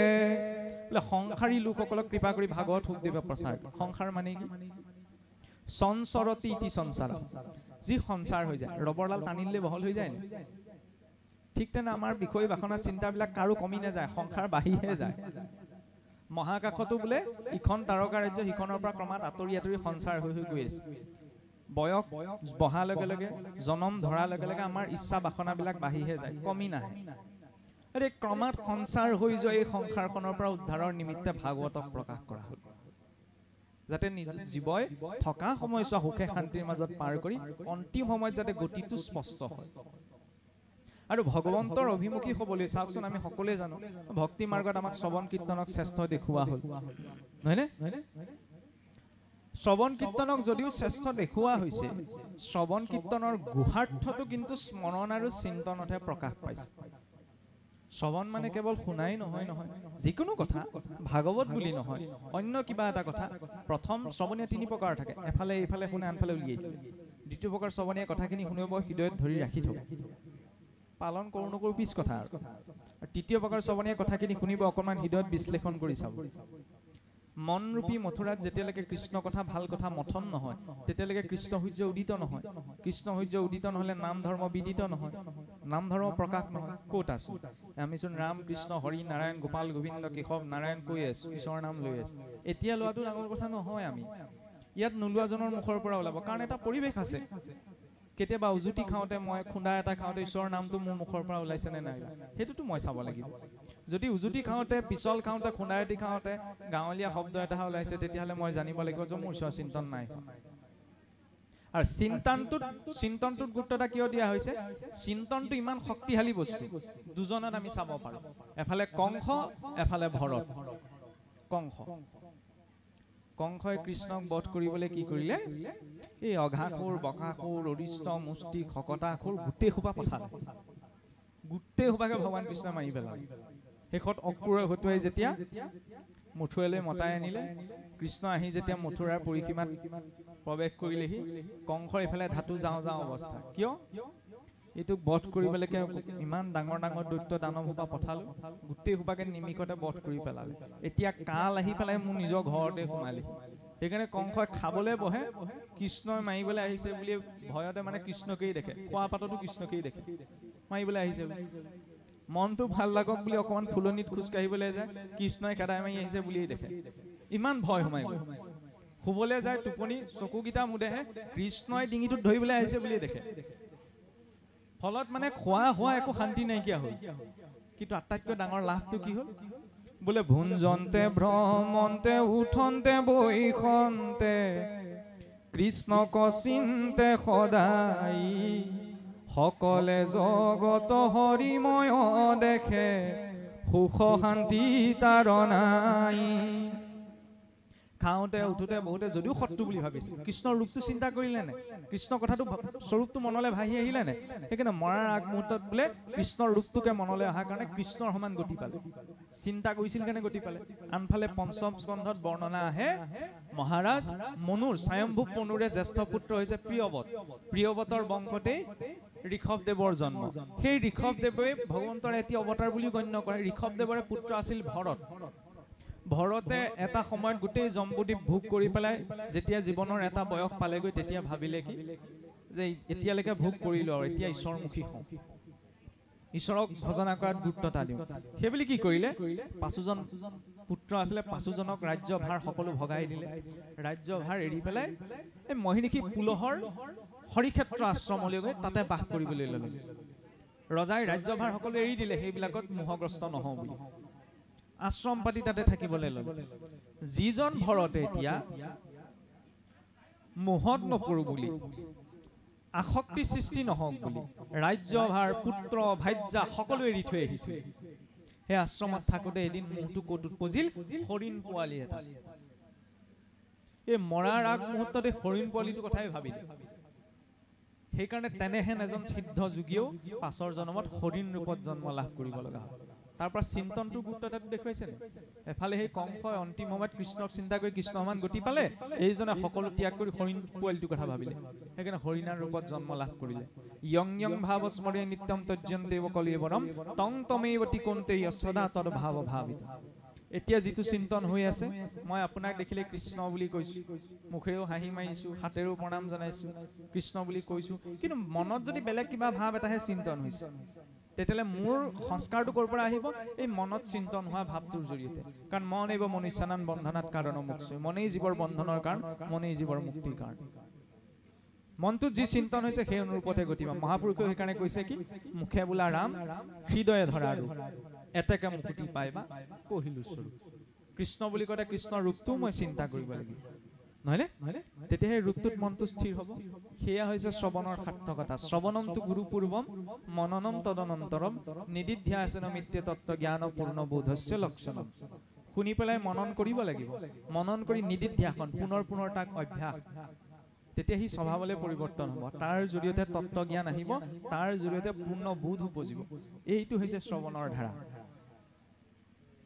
এতিয়া চাওকচোন যে ভগৱান কৃষ্ণ বুলি যিজন পৰম ব্ৰহ্মক কোৱা হৈছে গোলোকত সেই ভগৱন্ত কৃষ্ণ দ্বিভুজ বিষ্ণু কিন্তু চতুৰ্ভুজ নহয়নে চতুৰ্ভুজ চাৰিখন হাত আছে ভগৱান কৃষ্ণ চাৰিখন হাত নাই নহয় যদিও ভগৱান কৃষ্ণ আৰু ভগৱান বিষ্ণু কোনো পাৰ্থক্য নাই কিন্তু স্বৰূপটোত পাৰ্থক্য আছে বিষ্ণু স্বৰূপটো হৈছে ঐশ্বৰ্যপূৰ্ণ ৰূপ কৃষ্ণ স্বৰূপটো হৈছে কৃষ্ণ ভগৱন্ত পৰমাত্মাৰ প্ৰকৃত বাস্তৱিক ৰূপ গোলোকত দ্বিভুজ কৃষ্ণহে থাকে যেতিয়া সৃষ্টি প্ৰকট হয় তেতিয়া তেওঁ চতুৰ্ভুজ ধাৰণ কৰে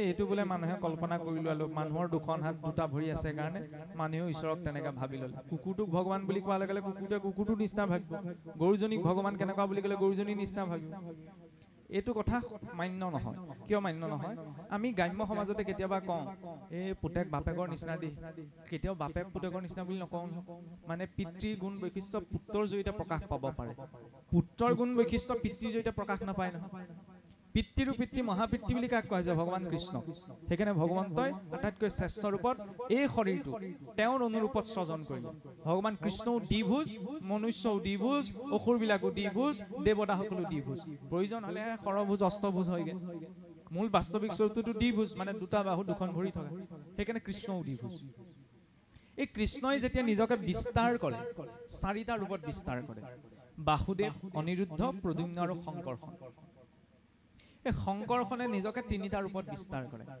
মহাবিষ্ণু গৰ্ভদক্ষা বিষ্ণু কাৰুণদক্ষা বিষ্ণু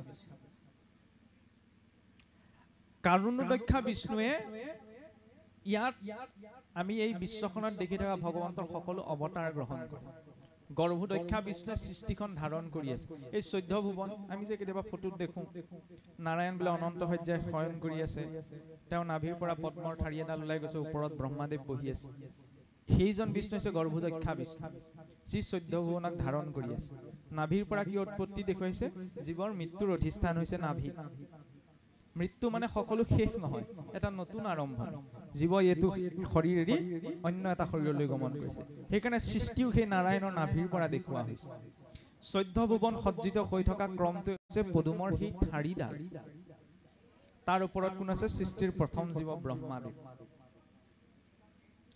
আৰু এই গৰ্ভদক্ষা বিষ্ণুৱে ভগৱন্তৰ যি 24 অৱতাৰ আমি পাওঁ মহাভাৰতত বৰ্ণিতটো 1000 অৱতাৰৰ কথা আছে প্ৰকৃততে আমি শাস্ত্ৰত কিন্তু স্পষ্ট ৰূপত 24 অৱতাৰৰ কথাই পাওঁ এই 24টি অৱতাৰ ধাৰণ কৰে সেই কাৰুণদক্ষা বিষ্ণু আৰু ভগৱান কৃষ্ণক আমি যদিও পূৰ্ণ অৱতাৰ বুলি কওঁ ভগৱান কৃষ্ণ কিন্তু পূৰ্ণ অৱতাৰ নহয় ভগৱান কৃষ্ণ হৈছে পৰিপূৰ্ণতম অৱতাৰ ভগৱন্তৰ 6 প্ৰকাৰ অৱতাৰ আছে অৱতাৰ কিৰণ গ্ৰহণ কৰে অৱতৰতি ইতি অৱতাৰ হয় যি নিজৰ ৰূপ গুণ ভেদে স্বাভাৱিক ৰূপত আবিৰ্ভাৱ হ'বলৈ প্ৰকট হ'বলৈ সামৰ্থ্যৱান তেওঁক কোৱা হয় অৱতাৰী পুৰুষ বুলি আমি যে কওঁ যে আমুকে ইমান চনত জন্ম গ্ৰহণ কৰিলে মানুহৰ ক্ষেত্ৰত জন্ম গ্ৰহণ শব্দটো আমি প্ৰয়োগ কৰিব নোৱাৰো আমি জন্ম লওঁহে আমি স্ব ইচ্ছাইতো জন্ম লোৱা নাই নহয়নে নিজেইতো ইচ্ছা কৰি পৃথিৱীলৈ অহা নাই ঈশ্বৰেহে জন্ম গ্ৰহণ কৰে মানে তেওঁ গ্ৰহণ কৰিছে জন্ম আমি গ্ৰহণ কৰা নাই জন্ম আমি বদ্ধতাত পৰিহে জন্ম হৈছো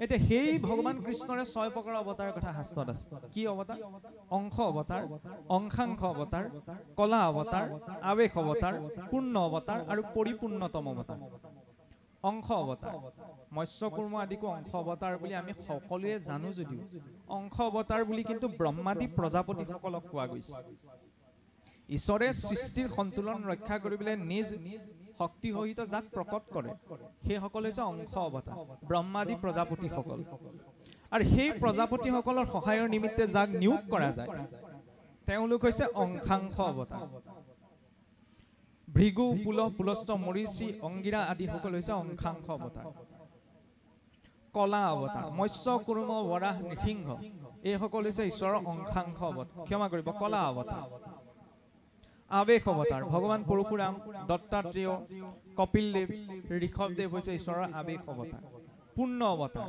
এই অনিৰুদ্ধ প্ৰদ্যুম্ন বাসুদেৱ শংকৰখন এই চাৰিজনক কোৱা হয় চতুৰ্বিহু এই চতুৰ্বিহু ৰূপত ভগৱন্ত যেতিয়া আহে তেতিয়া কোৱা হয় পূৰ্ণ অৱতাৰ যেনেকৈ ভগৱান ৰামচন্দ্ৰ ভৰত লক্ষ্মণ শত্ৰুঘ্ন চতুৰ্বিহু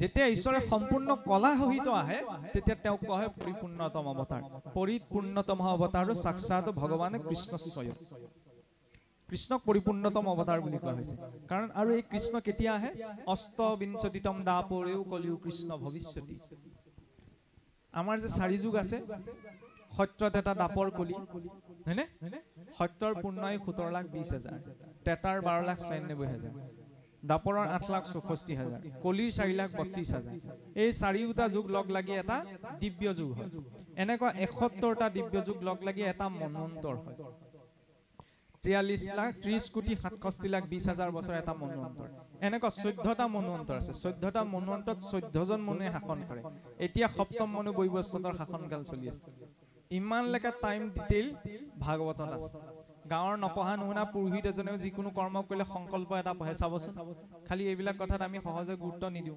যিকোনো কাম কৰা আগত যে কয় নহয় যে চেতো বাৰাসকল্পে বৈবস্বতম মন্বন্তৰে অষ্টবিংশতিতম কলিযুগে কলি প্ৰথম চৰণে অমুক ৰাশি স্থিতি ভাস কৰে অমুক পক্ষে অমুক অতিথৌ অমুক ঋষি গোত্ৰস্য ইতি কৰ্মাহং কৰিছেহম এইবিলাক বোলে মন্ত্ৰহে আমাৰ বস্তু নহয় নহয় কিছুসকলে এনেকেও ভাবে কিন্তু চিন্তাটো চাওক ল'ৰা ছোৱালীয়ে যদি ইংৰাজী বুজি নাপায় নহয়নে সেই বুলি কি ল'ৰা ছোৱালীক পঢ়া বন্ধ কৰাই দিম ইংৰাজী বুজি নাপায় এইটোতো নহয় সংস্কৃত বামুণৰ ভাষা গোসাঁইৰ ভাষা এইটোতো কোনো কথা নহয় সংস্কৃত দেৱ ভাষা সকলোৰে জননী বুলি আমি বুজি পাব নোৱাৰিব পাৰো কিন্তু সমাজ সংস্কৃতিত থকা দিশখিনি আমি নিজে বুজি ল'ব পাৰো যিটো টাইম কেলকুলেট নাচায়ো কৰিবগে পৰা নাই কৰিব পাৰে কেনেকৈ কৰিব পাৰে এই যে কোৱা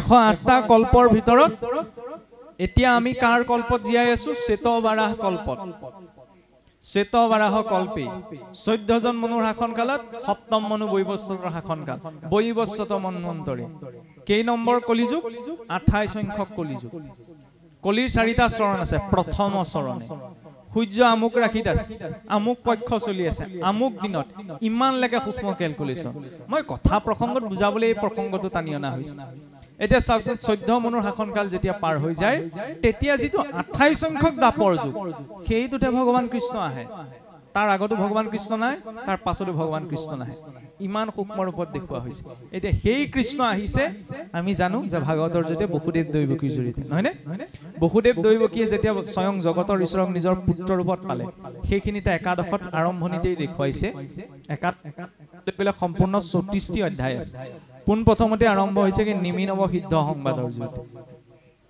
এই নিমিনৱ সিদ্ধ সংবাদ কোনে কাক কৈছিল এই নাৰদ দেৱে বসুদেৱক কৈছিল কিয় বসুদেৱক কৈছিল যিজনা বসুদেৱে স্বয়ং জগতৰ ঈশ্বৰক নিজৰ পুত্ৰ ৰূপত পালে সেই বসুদেৱে তেতিয়ালৈকে কিন্তু মুক্তি পোৱা নাই যেতিয়ালৈকে কৃষ্ণক ঈশ্বৰ ৰূপত ভাৱনা কৰি ভজনা কৰা নাই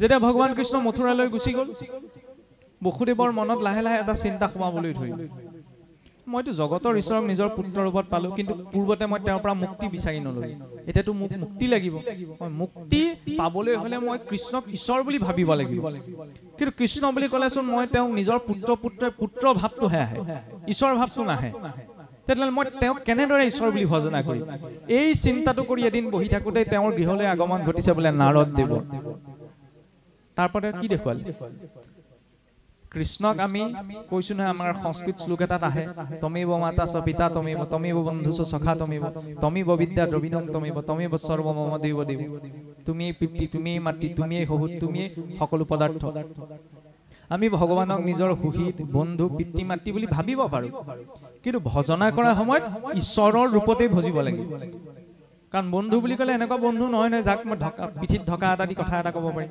জগতৰ ঈশ্বৰ হয় নহয়নে পিতৃ হল বুলি মাতৃ হল বুলি নিজৰ পিতৃ মাতৃক যিটো যেনে ধৰণৰ কথা বতৰা পাৰিম সেইজনৰ ওচৰত তেনেকে নোৱাৰো নহয় জগতৰ পিতৃ হয় তেওঁ বসুদেৱৰ কি হৈছিল পুত্ৰ ৰূপত পালে এতিয়া বসুদেৱেও জগতৰ ঈশ্বৰক পুত্ৰ ৰূপত পোৱাৰ পাছত যেতিয়ালৈকে উপাসনা কৰা নাই তেতিয়ালৈকে সেই বসুদেৱেও মুক্তি পোৱা নাই কম ডাঙৰ কথা নে জগতৰ ঈশ্বৰক পায়ো কিন্তু যেতিয়ালৈকে নিজে উপাসনা কৰা নাই বসুদেৱেও মুক্তি পোৱা নাই আমাৰ জীৱনতো উপাসনা লাগিব না সেইকাৰণে ভক্তৰ বিনা উপাসনাত ঈশ্বৰক পাব পৰা নাযায় ভক্তৰ ধ্ৰুৱই 5 বছৰ বয়সতে ঈশ্বৰক বিচাৰি গৈছিল নাৰদদেৱে ক'ব পাৰিলেহেঁতেন তেওঁতো বৈকুণ্ঠৰ পৰা আহিছিল এই 5 বছৰীয়া ল'ৰাটোৱে এনে কি উপাসনা কৰিব ঈশ্বৰক ক'বগে পাৰিলেহেঁতেন যে প্ৰভু যোৱাচোন যোৱা দেখাটো দি থৈ আহাগে এইটোনো কি উপাসনা কৰিব কি নীতি নিয়ম পালন কৰিব নাৰদদেৱে কি কৈছে মইতো কহোঁ বাবু ভজন উপায় কিদৰে ভজনা কৰিবি শুন আৰু সেই ভজনাৰ বিধি আচৰণ কৰি 6 মাহলৈকে নিৰাহাৰে ৰৈ আছে তাৰ পাছতে ভগৱন্ত আহিছে নহয়নে তাৰ পৰা কি দেখুৱাইছে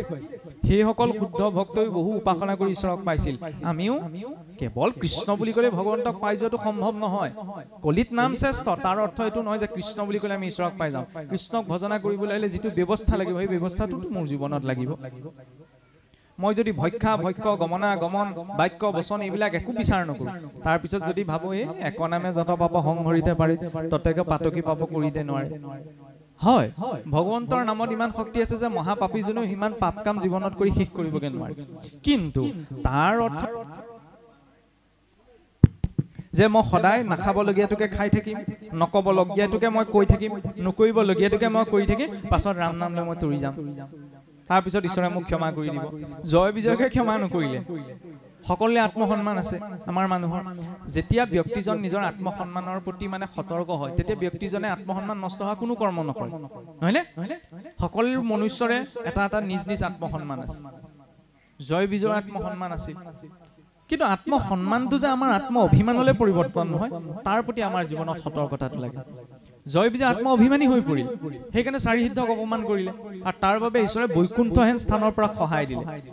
নিজৰ মানুহকে সুদাই এৰা নাই ঈশ্বৰে, আমাক সুদাই এৰিবনে? ভাবিব পাৰিলেহেঁতেন নহয় ঈশ্বৰে, মোৰে ঘৰৰ মানুহ অকমান অভিমানী হ'ল যেনিবা, ক্ষমা কৰি দিওঁচোন। নাই দিয়া। কিয়?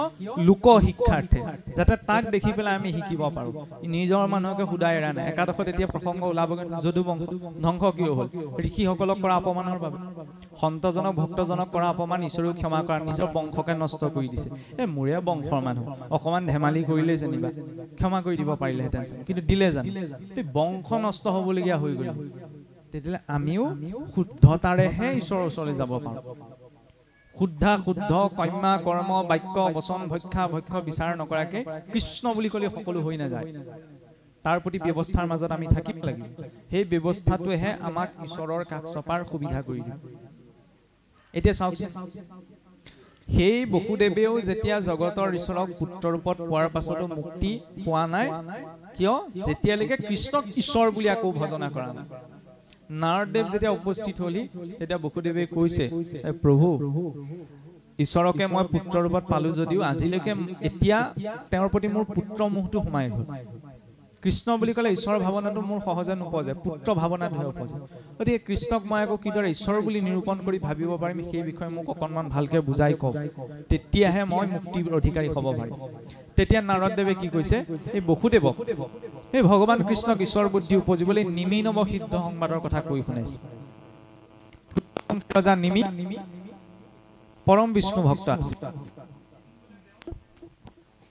নিজৰ যজ্ঞশালাত যজ্ঞ আচৰণ কৰি থাকোঁতেই এই অলপ আগত যে প্ৰসংগ আহিছিল ঋষভদেৱৰ এজন পুত্ৰ ভৰত। সেই ঋষভদেৱৰে 9জন পুত্ৰ আছিল, 9জন সিদ্ধ, কবি হবি আবিৰ্ভূত পিপ্পলায়ন দ্ৰুমিল চমক কৰভাজন। এই নৱসিদ্ধ গৈ সেই নিমি ৰজাৰ যজ্ঞশালাত উপস্থিত হ'লগৈ।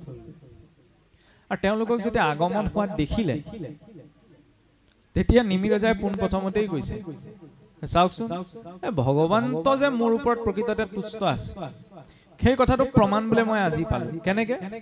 ভৈলো কৃতাৰ্থ পদৰেণু পায় আমি, জানিলো আজিহে তুষ্ট মুত কৃষ্ণ স্বামী। যদি নৰতনু ইটো ক্ষণে কয় অথিৰ, তথাপি দুৰ্লভ মানু মনুষ্য শৰীৰ। ইহাটো দুৰ্লভ মানু ভকতৰ সংগ, লভিলো দুৰ্লভ লাভ কিনো ভৈল ৰংগ।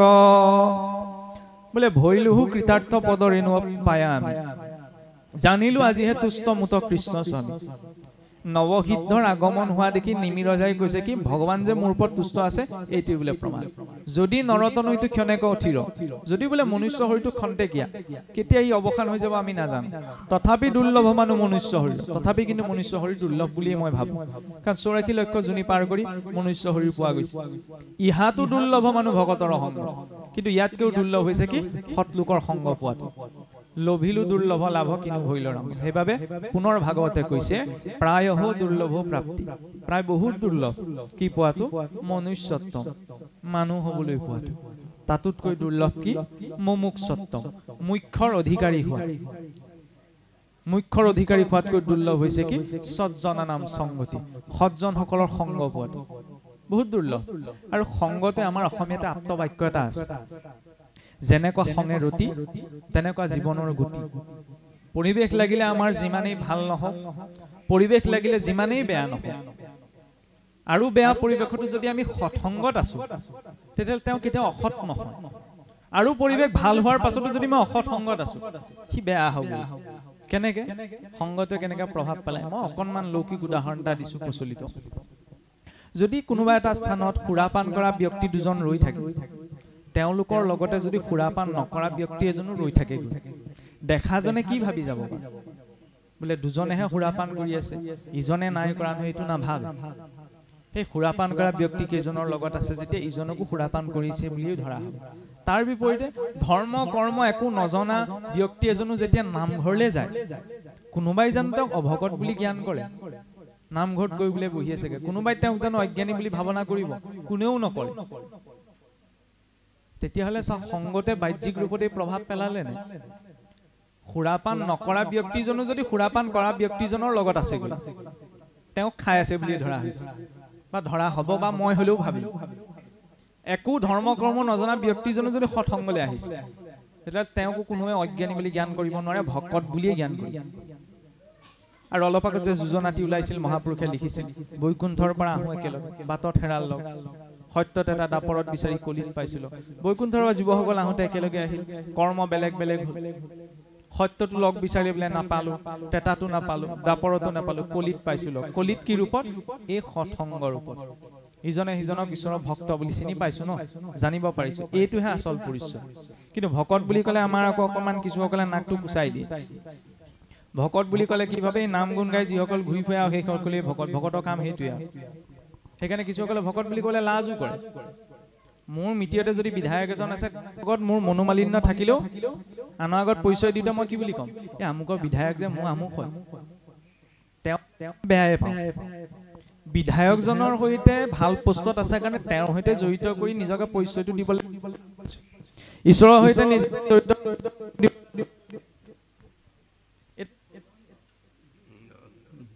শুনা পাইছে নহয় সকলোৱে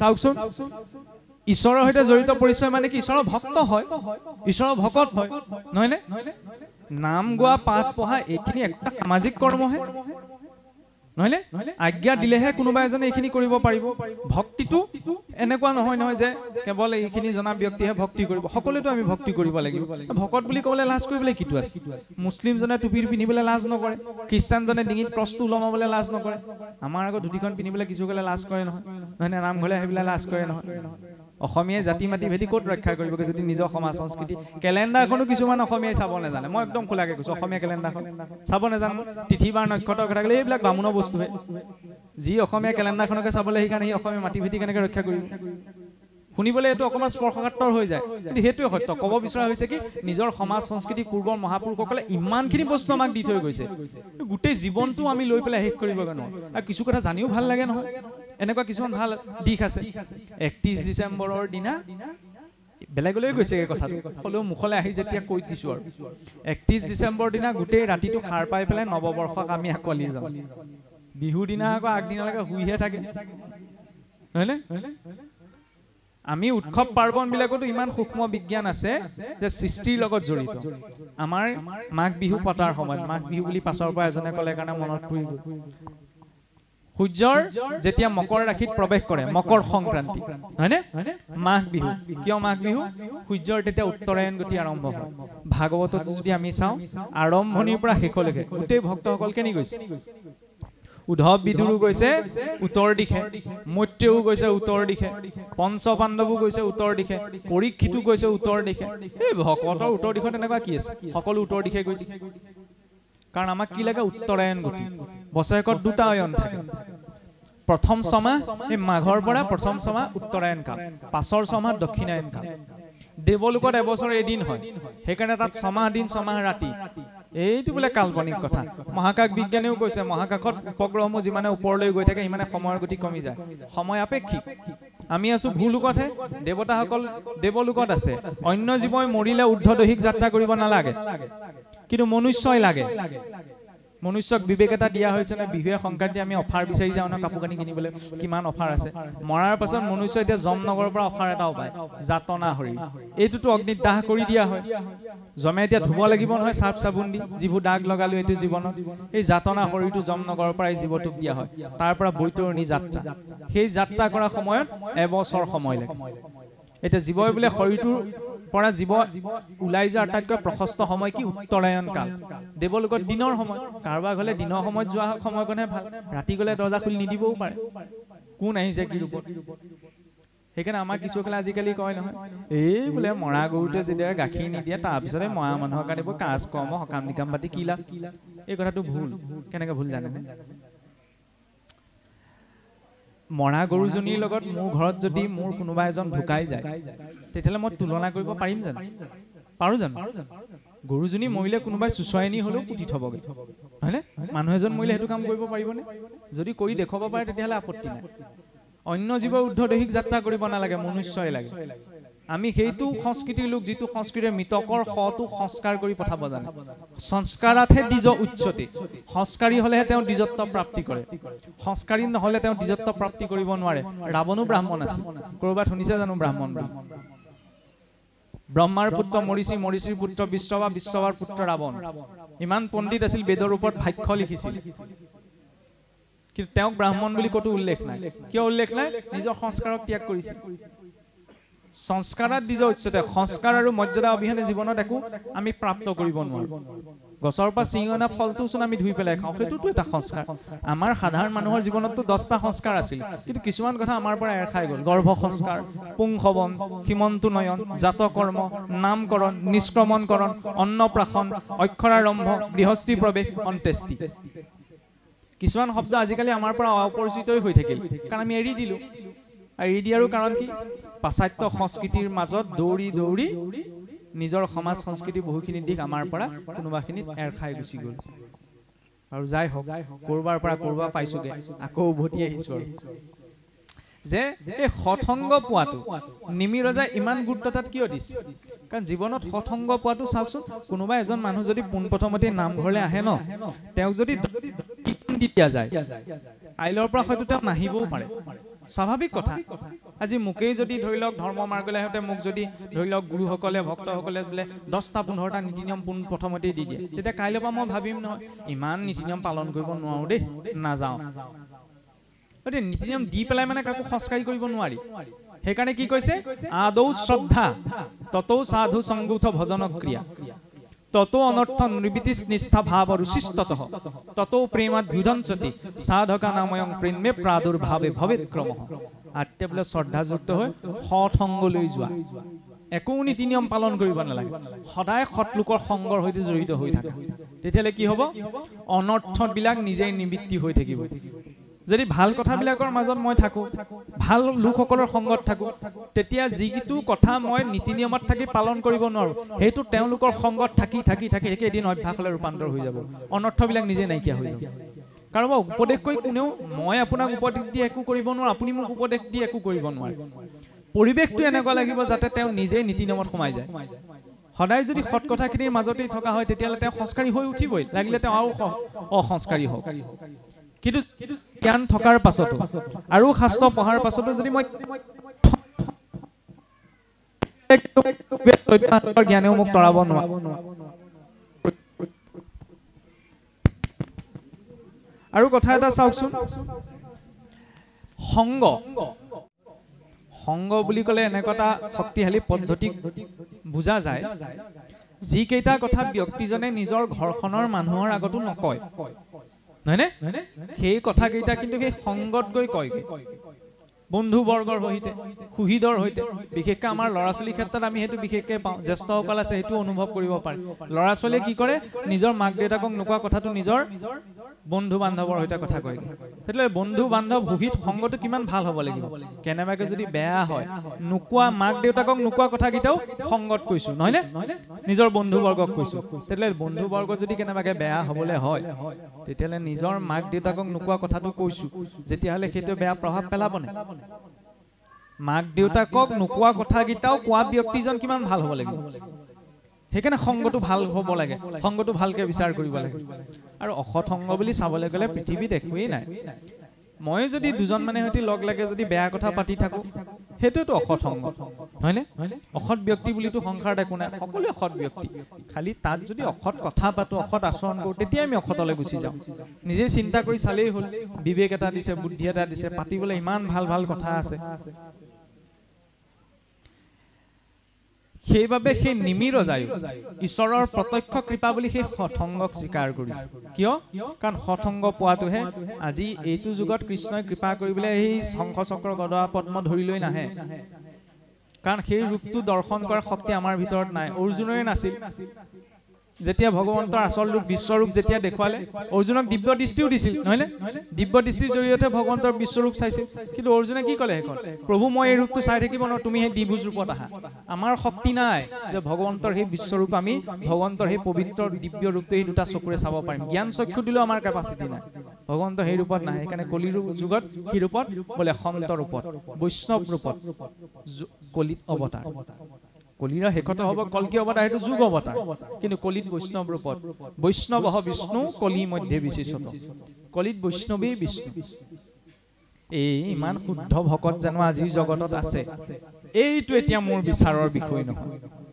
আপুনি কিমান ভক্তি কৰিছে মই বিচাৰ কৰি কি লাভ হ'ব নহয়নে আমি কেতিয়াবা কি লাগো এই আমুকৰ কিমান ভক্তি আছে তামুকৰ কিমান ভক্তি আছে এই কথাটোত লাগি যাওঁ এইটো জৰুৰী নহয় নহয় আৰু মই যদি ভক্তি মাৰ্গত আহি কিবা এটা বেয়া আচৰণ কৰিছো ফলটো মই নিজেই পাম ঈশ্বৰে ভুলতো সুধাই নেৰে নিজৰ পাৰিষদকে সুধাই নেৰিলে মোক কেনেকে সুধাই এৰিব মোৰ দায়িত্ব হৈছে আপোনালোকক যেতিয়া মই ভক্তৰ ৰূপত পাইছো ভক্তৰ ৰূপত জ্ঞান কৰা বেয়াটো কৰিলে নিজে ফল পাব নহয়নে খেলি মেলিটো কৰিলে নিজে ফল খাব মই সেইটো বিচাৰ কৰাৰ দায়িত্ব নহয় নহয় আৰু বৈষ্ণৱ বুলি ক'লে সেইকাৰণে প্ৰথম লক্ষণে কি বুজা যায় সহনশীলতা আৰু ধৈৰ্য কাৰণ আমি বুলি উপাসনা কৰো সেইজনা ভগৱন্তৰ বক্ষত গৈ ভিগুৰিখে ঘূৰ মাৰি দিছিলগৈ নহয় ভিগুৰিখে কি কৰিব লাগিছিল তেতিয়াই নষ্ট কৰি পেলাব লাগিছিল ক'লে কি যে প্ৰভু আপুনি মোক কঠিন বক্ষত ঘূৰ মাৰি দুখ পালে যিজনাক আমি জগতৰ ঈশ্বৰ বুলি কৈছো তেওঁৰ ভিতৰতে ইমান ধৈৰ্য আৰু সহনশীলতা যে ভিগুৰিখীৰ গুৰটো পোৱাৰ পাছতো ওলোটাই তেওঁক কৈছে যে আপুনি মোৰ কঠিন বক্ষত ঘূৰ মাৰি দুখ পালে গোসাঁই ঘৰ সোমালে এতিয়া মহ এটা পৰিলে কিমান ধৈৰ্য আছে মোৰ ওলাই পৰে সেইকণ ধৈৰ্যই নাই মোৰ জীৱনত আগবাঢ়িব জানো পাৰিম এফালে চাওকচোন বিপৰীতকৈ বিনা ধৈৰ্যত উপাসনা স্থিৰ থাকিব নোৱাৰে হিৰণ্যকশিপুৱে যেতিয়া ঈশ্বৰক উপাসনা কৰিছিল মানে ব্ৰহ্মাক উপাসনা কৰোঁতেচোন এটা ভৰিৰ ওপৰত থিয় হৈ বহু বছৰ ৰৈ আছিল উঁয়ে ধৰিবলৈ গাৰ মহ ধৈৰ্য থাকিব নালাগে নহয়নে দৈত্যটোৰ ভিতৰত ইমান ধৈৰ্য কৰিব পাৰি যে এটা ভৰিৰ ওপৰত থিয় হৈ আছিল কাৰণ তেওঁৰ লক্ষ্যটো স্পষ্ট আছিল যদিও দৈত্য আছিল যে মোক কিবা নহয় কিবা প্ৰকাৰে ব্ৰহ্মাৰ পৰা বৰ লাগে এই লক্ষ্যটো স্পষ্ট আছিল কাৰণে যিকোনো পৰিস্থিতি তেওঁ পাৰ কৰি দিব পাৰিছে আমাৰ এতিয়া ভাগৱত মাৰ্গৰ লক্ষ্যটো কি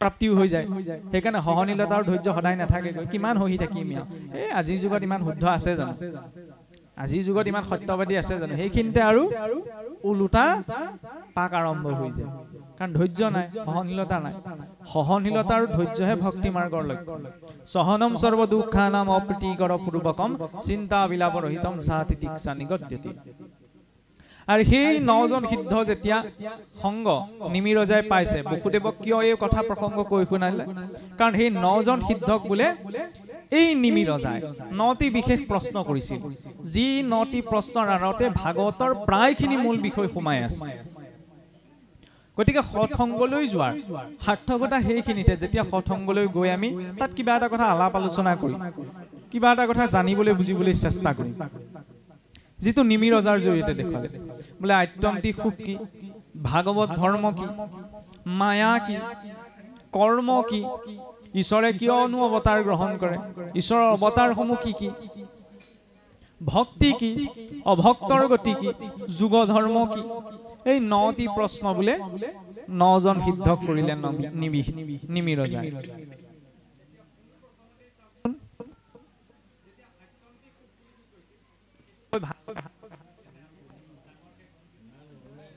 সুবিধা নহয় ন সকলোতে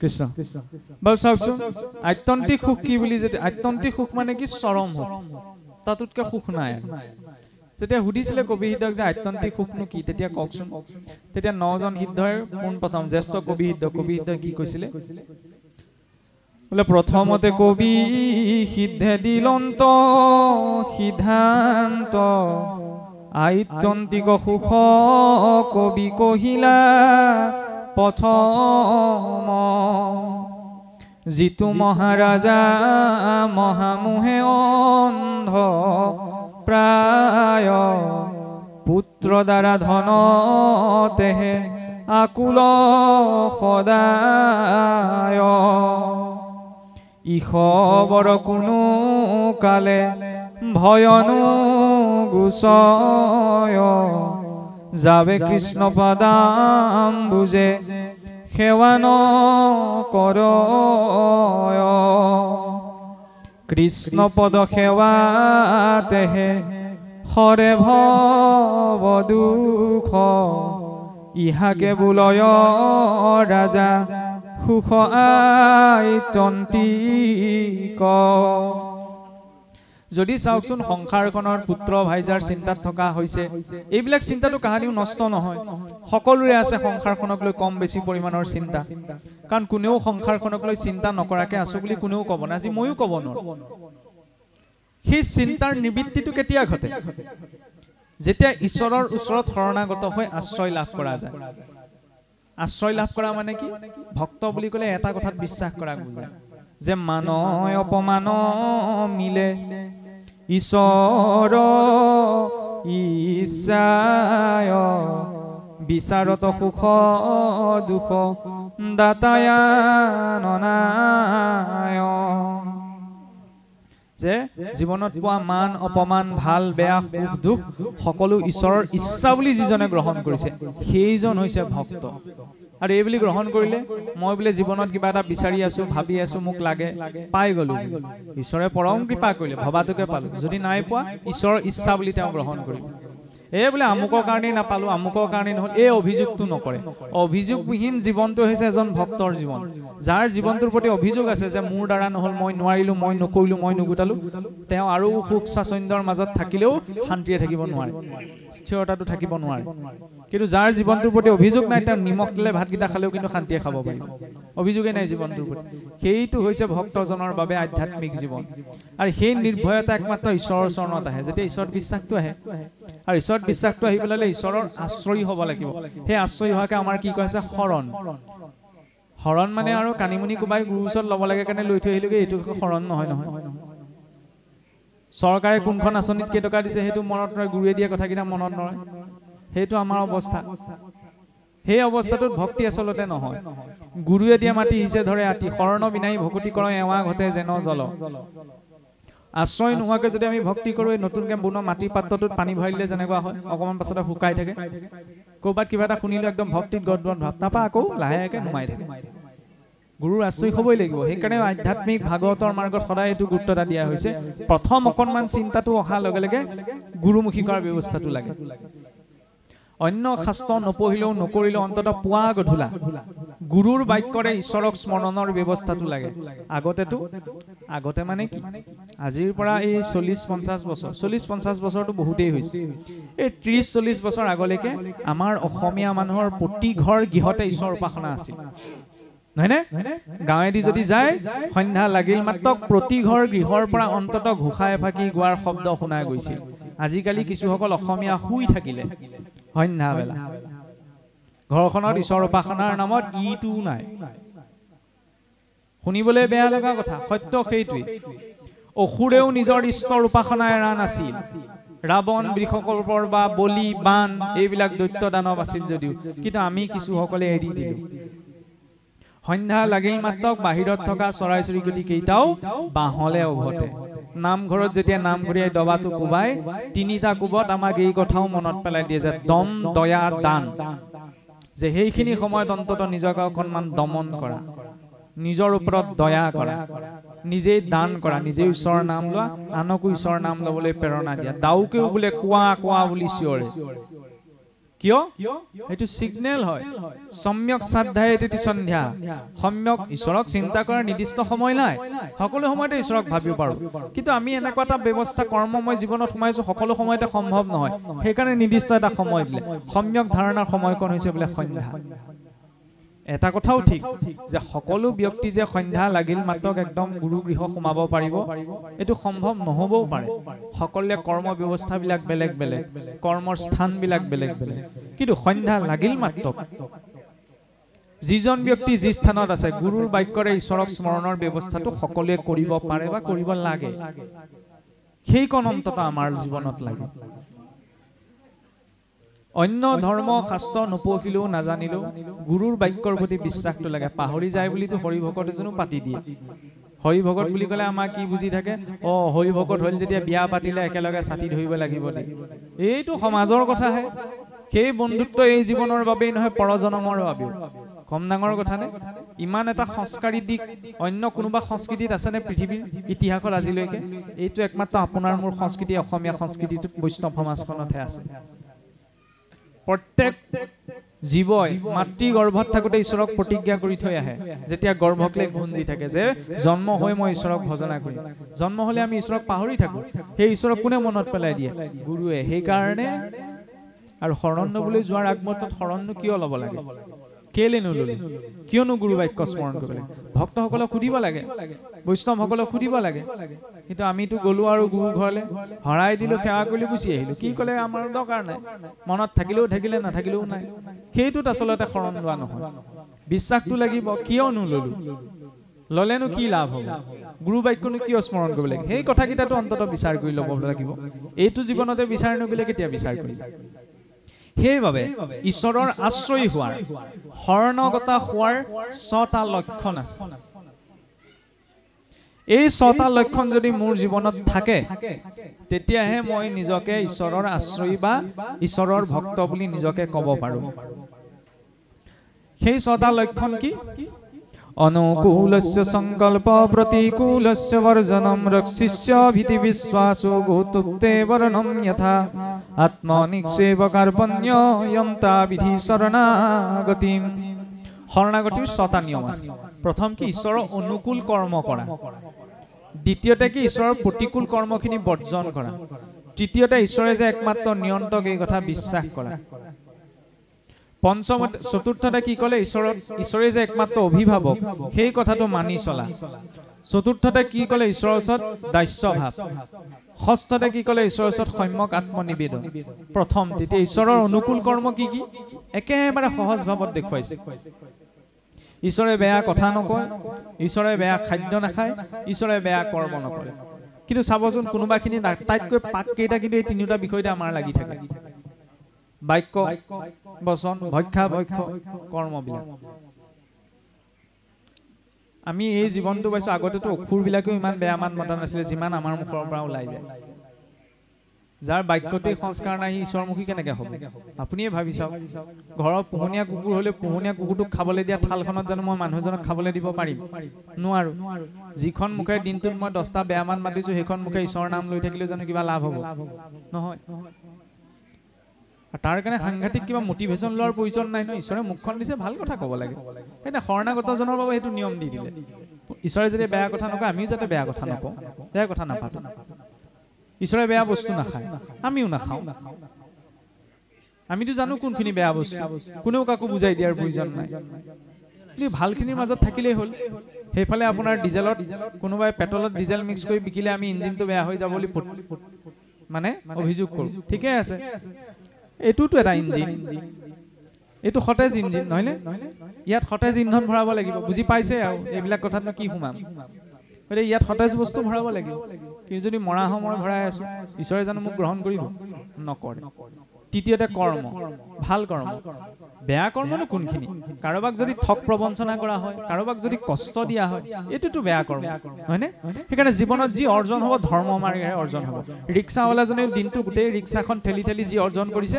ধৰ্ম কৰিছে সংসাৰ তাপিত হৈছে ন সেইটো এক প্ৰকাৰ টপ কিন্তু মোৰ বোলে টেবুলৰ ওপৰত দিয়াকেইটাই যোৱাগে নাই টেবুলৰ তললৈও আশা আছে বুজি পাইছেই চাগে তেতিয়াহ'লে সেই ধন মই সহস্ৰ অশ্বমেধ যজ্ঞ পাতিলেও লাভ নাই সেইকাৰণে জীৱনত যি আহিব ধৰ্ম মাৰ্গেৰে আহিব লাগিব কাৰণ যুধিষ্ঠিৰৰ দুৰ্যোধনৰ পাপন্ন ভোজন কৰি 12 বৈষ্ণৱৰ ভিতৰত পিতামহ ভীষ্ম কিন্তু সৰহজ্জাত পৰি থাকিবলগীয়া হৈছে কিয় দুৰ্যোধনৰ পাপন নখালে ন এটুপ এটুপ ৰক্ত যেতিয়ালৈকে ওলাই যায় শেষ হোৱা নাই তেতিয়ালৈকে পিতামহ ভীষ্মৰ শৰীৰ এৰা নাই সেইটো এটা কাৰণ দ্বিতীয়তে এটা উত্তৰায়ণ কাললৈ বাট চাইছিল সেইটো এটা কাৰণ চতুৰ্থটি কাৰণ কি পিতামহ ভীষ্মৰ পূৰ্ব জন্মত এদিন বোলে মৰা সাপ এডালক ধৰি পেলাই কাঁইটীয়া গছলৈ দলিয়াই দিছিল তাতে সি ধৰফৰাই মৰিব লগা হ'ল সেইকাৰণে পিতামহ ভীষ্মৰ বাবে হৰসজ্জা পিতামহ ভীষ্ম যেন এজন শ্ৰেষ্ঠ বৈষ্ণৱ কৰ্মৰ পৰা হাত এৰিব পৰা নাই আমি কেনেকৈ হাত এৰি যাম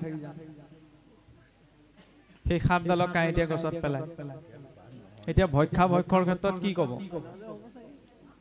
চাওকচোন আমি সকলোৱে জানো যে কি খাব লাগে কি খাব নালাগে মৎস্য মাংসৰ কথা এইবিলাকত ডাইৰেক্ট ক'লে ৰাইজে আজিকালি মানে কি বেয়া পায় এইবিলাক কথা কিন্তু সেই বেয়া পোৱা কথাটোৱে যে আমাৰ বাবে মানে অপ্ৰয়োজনীয় হ'ব এইটো নহয় সেইখিনিতে কেনাটো লাগি আছে সেই কেনাটোৱে ভাঙি ল'ব লাগিব চাওকচোন ঈশ্বৰে এই জীৱনটো দিছে হয় জীৱৰ ওপৰত নিৰ্ভৰশীল তাৰ অৰ্থ এইটো নহয় মোৰ ভোক লাগিলে বুলি মই আপোনাক কাটি বাছি খাব পাৰিম বুট মাহটোতো জীৱ আছে ধানতো জীৱ আছে তাতো জীৱ হত্যা হৈছে নিৰামিষ খালে যে আমি একদম বৈকুণ্ঠলৈ যাব পাৰিম এইটো জৰুৰী নহয় কাৰণ এডল্ফ হিটলাৰটো নিৰামিষ বুজি আছিল দ্বিতীয় বিশ্বযুদ্ধৰ সময়ত কিমান ভয়ংকৰ পৰিস্থিতি সৃষ্টি কৰি দিলে নিৰামিষ খোৱাটো ডাঙৰ কথা নহয় ক'ব বিচৰা হৈছে কি জীৱ হত্যা সকলোতে হৈছে কি নিৰামিষ কি আমি খালি জীৱ হিংসা আমি কৰিব নালাগে বুট মাহটোত থকা জীৱ ইমান চেতনাপ্ৰাপ্ত নহয় যে সি অনুভৱ কৰিব সিহঁতৰ নাৰ্ভাছ চিষ্টেম নাই কিন্তু দুঠেঙীয়া চাৰিঠেঙীয়া কেইটাৰ আছে সিহঁতি দুখ কষ্ট অনুভৱ কৰে আনৰ পৰিয়াল এটা নষ্ট কৰি নিজৰ পৰিয়ালটো সুশান্তি মই কেনেকৈ আশা কৰিম পদাৰ্থ বিজ্ঞানতে আমি পাইছো নহয় নিউটনৰ তৃতীয় গতিসূত্ৰ বোলে কি প্ৰতিটো ক্ৰিয়াৰে সমান আৰু বিপৰীতমুখী প্ৰতিক্ৰিয়া থাকে এইটো এটা জীৱনতো প্ৰযোজ্য নহয় আনৰ পৰিয়াল এটা নষ্ট কৰিলে সমান আৰু বিপৰীতমুখী প্ৰতিক্ৰিয়া মই জীৱনত সন্মুখীন হ'বই লাগিব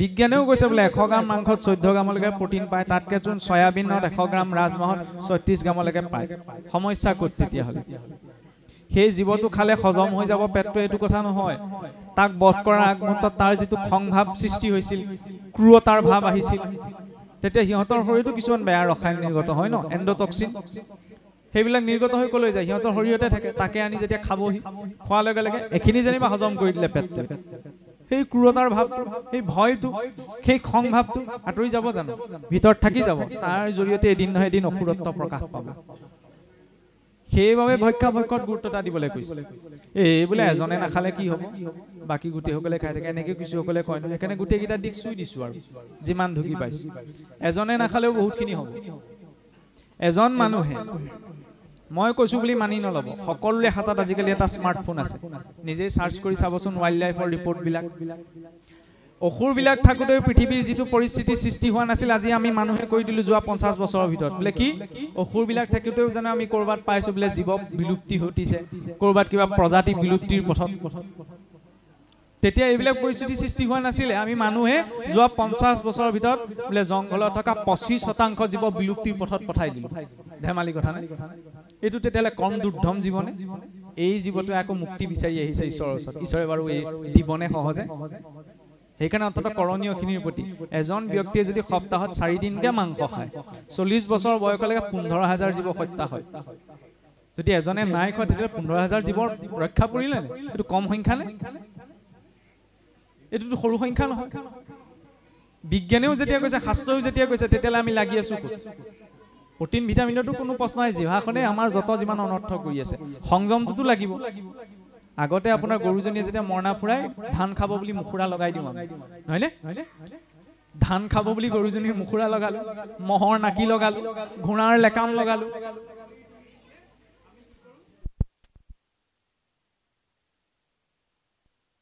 ঈশ্বৰ নিয়ন্ত্ৰণ কেনেকৈ মানি ল'ম আমি আনক নিয়ন্ত্ৰণ কৰিবলৈ যাওঁ কিন্তু মই নিজক বিচাৰ কৰি চোৱা প্ৰয়োজন মোৰ নিজৰ ওপৰত নিজৰ নিয়ন্ত্ৰণ আছে নে নাই এই শৰীৰটোৰ মালিক হৈছে জীৱাত্মা জীৱাত্মাৰ চাকৰ হৈছে ইন্দ্ৰিয়বিলাক নহয়নে এই শৰীৰটোত চাকৰৰ মতে মালিক চলি আছে নে এতিয়া মালিকৰ মতে চাকৰ চলি আছে সেইটোহে লাগে মোক মই সেইটোহে চাব লাগিব মইতো জানো এইটো খাব নালাগে হ'লেওতো মই সেইটোকে খাবলৈ গৈছোঁ মই জানো যে এইটো ক'বগে নালাগে ভুলতে কৃষ্ণ বুলি নোলায় কিন্তু ভুলতে আকৌ বেয়া মাতটো ওলাই নহয় সমস্যা সেইখিনিতে এতিয়া